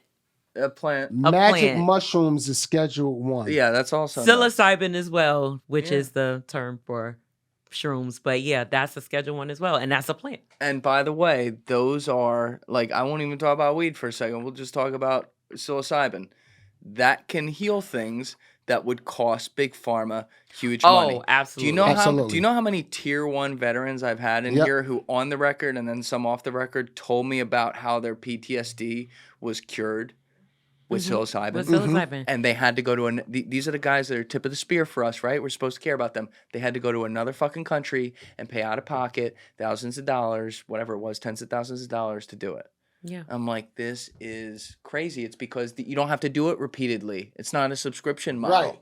Yeah. You know? Yeah. And people who've had mental issues where psilocybin has been very effective in dealing with people who have like mental conditions. So yeah, I mean, if they open it up, we can do more research. Yeah. But research does not taint it, like where people can actually discover all the ways that these plants can help people. And that's what we're here for. The education can help destigmatize too. Yes. So absolutely. where we can help out in here doing that with stuff like this, I definitely want to do that because gotta change the paradigm on some of this stuff for sure. Yeah. And we'll get it done. And we appreciate being on, your platform to bring awareness and shed light on this because it's really important. And that's what we need. Everybody needs to heal. A lot of people can benefit from this. And you don't have to just smoke. It's so many other ways to use it. And even people that think they're using it recreationally, if you ask them why, they'll tell you like several different medical reasons why. It's helping them. You got to get it out of people. You're not handing a joint to your daughter to go smoke every day. That's not how this not is at all. going. Right. Not at all. You gotta educate a little bit. Yes, absolutely. But I'm glad your daughter's doing well. That's Thank you. amazing. And obviously, I can't even imagine. I see the emotion with that, and for you to, it's like a brave thing, really brave thing for you to do, not just to face it, but also to maybe do the hard thing and do the thing that zig when everyone else is zagging. Right. And it's turned out really well. So I hope that trend continues. I think one of the hardest things, just like for a mother to make that decision. Yes. Yeah. Like that is like tough. Like you really have to have faith to say, you know what, I'm going to trust this to work. Yeah. And not to mention, how people will look at you. Like how people look at you and how people automatically assume things. And I don't care about any of that because I knew what it was like to watch like my daughter lay on a hospital bed with no life in her body, no heartbeat, not breathing, nothing, absolutely nothing. So to see her go from that to where she is now, it's like I would do it all over again. Yeah. And there's every other mom that hears that. Like I'm hoping that them hearing my story and understanding the decision that I had to make, that they will be brave enough to do the same because there's some conventional medicine that just does not work. You think about children who have epilepsy and different types of, autoimmune diseases and things where the medicine doesn't work, but cannabis does. So why deny somebody that chance and that opportunity? Almost like it's a cover up. Yeah. Yeah. Exactly. It feels that way. Yeah. Hey sis, why don't you briefly talk about the gaming tournament? Oh yes, come get this smoke. No, but also Free the Green Cannabis and Gaming Tournament has officially kicked off January 30th. Julian came through. That's the one you were just at. We had Tekken 8. Shout out to Bloodhawk, who was the winner of the tournament. Sample Master, I forget the other guy's name. Don't kill me. But it was great. I always felt like cannabis and gaming, of course, goes hand in hand. I'm a gamer. I come from that world. I'm a blurred black nerd, if for those who don't know what that is. That actually didn't get upstairs. Yeah, so I've been in the nerd anime gaming community for a while, and I said, there's got to be a way to connect brands to consumers and be able to educate people and go outside the boundaries of the industry. And so I talked to my brother about it. I was like, yo, like we should really do this. And when we started talking about it more, he was like, you know what? Like, it makes sense. Like, a lot of people who play video games usually consume cannabis. So we put it together, did Free the Green at OSNYC. Shout out to Land Great Party. space, by the way. Yes. I hadn't been there in like 6 years. I'm like, this place is fucking awesome. Yes, it's turnkey. Everything's there. And we had the gaming community, cannabis community, anime, and crypto, like all in one building. They were like just crypto, checking all the boxes. like literally. And so to see all these communities mingle together and like You had artists watching in him there discover too. commentating. You had artists in there painting as well. Oh yes, we had a live painters. Yeah. Shout out to Drain Eye. We You had legendary '90s rappers in there. Yes, of course. Mr. Global Noble sitting Yes. over there. And we had Nims come through, Nino Man from Harlem, Hip Hop Gamer, for those that know who he is, and from Hot 97. He's been doing gaming for a long time. So it was a really great crowd of people. And I enjoyed watching him like commentate, because he was like, wait, you could do this? Yeah, it was lit. Yeah, It was lit. so he's like, this is like ESPN of gaming. All right, So- we're gonna start a Twitch stream for you. Right, Live exactly. commentating by Redman. Yes. So There it we go. was. No, it would be funny. Yeah. Because you That never would know go what viral. he's gonna say. I'm It not gonna- would, that because you would don't go know what very he's viral. gonna say. Like at Yeah. any given Yeah, moment. and I'm learning at the same time. So yeah, I'm very inexperienced. So it's going to be funny. Very inexperienced. Yeah, but it was dope. The live stream was great, and people came to us afterwards and was like, "That was the best event I've It was gone to." fun too. That's important. Yes, you they gotta had a have lot of entertainment fun. with this stuff. They enjoyed themselves. We gave away some great prizes. Right. Yeah, you did. So, yeah, it was amazing, and we just love to see community, and we were able to share and educate with people who we are and what we're about, and we'll be doing it again April 11th. All right, well, let's stick a link for that down there Yes, as well. So if you're in the absolutely. NYC area, come through. Maybe I'll pull up again too. Yeah. So Yeah, Has maybe, to. If you're out maybe there he'll get on the listening, sticks, y'all. you'll see me. Nobody wants that. I had like a 0.08 KD ratio in Call of Duty. It wasn't good. Oh. Yeah. Well, there is a guy that streams that's not good, and he literally has a following because he's not good. All right. And he makes a ton of money doing it. Safita, I got enough to fill my day. I don't want to go out there and completely embarrass I got myself. you. I It's all good. But I may pull up to that one. So Hey. we'll have that link down there. But Safita, Redman, thank you so much. This was a blast. Yeah. Have it in here. Real honor to talk with you. No, we appreciate you, Absolutely. brother. Thank you. Thank Of you course. for having us. All right. Everybody else, you know what it is. Give it a thought. Get back to me. Peace. Thank you guys for watching the episode. If you haven't already, please hit that subscribe button and smash that like button on the video. They're both a huge, huge help. And if you would like to follow me on Instagram and X, those links are in my description below.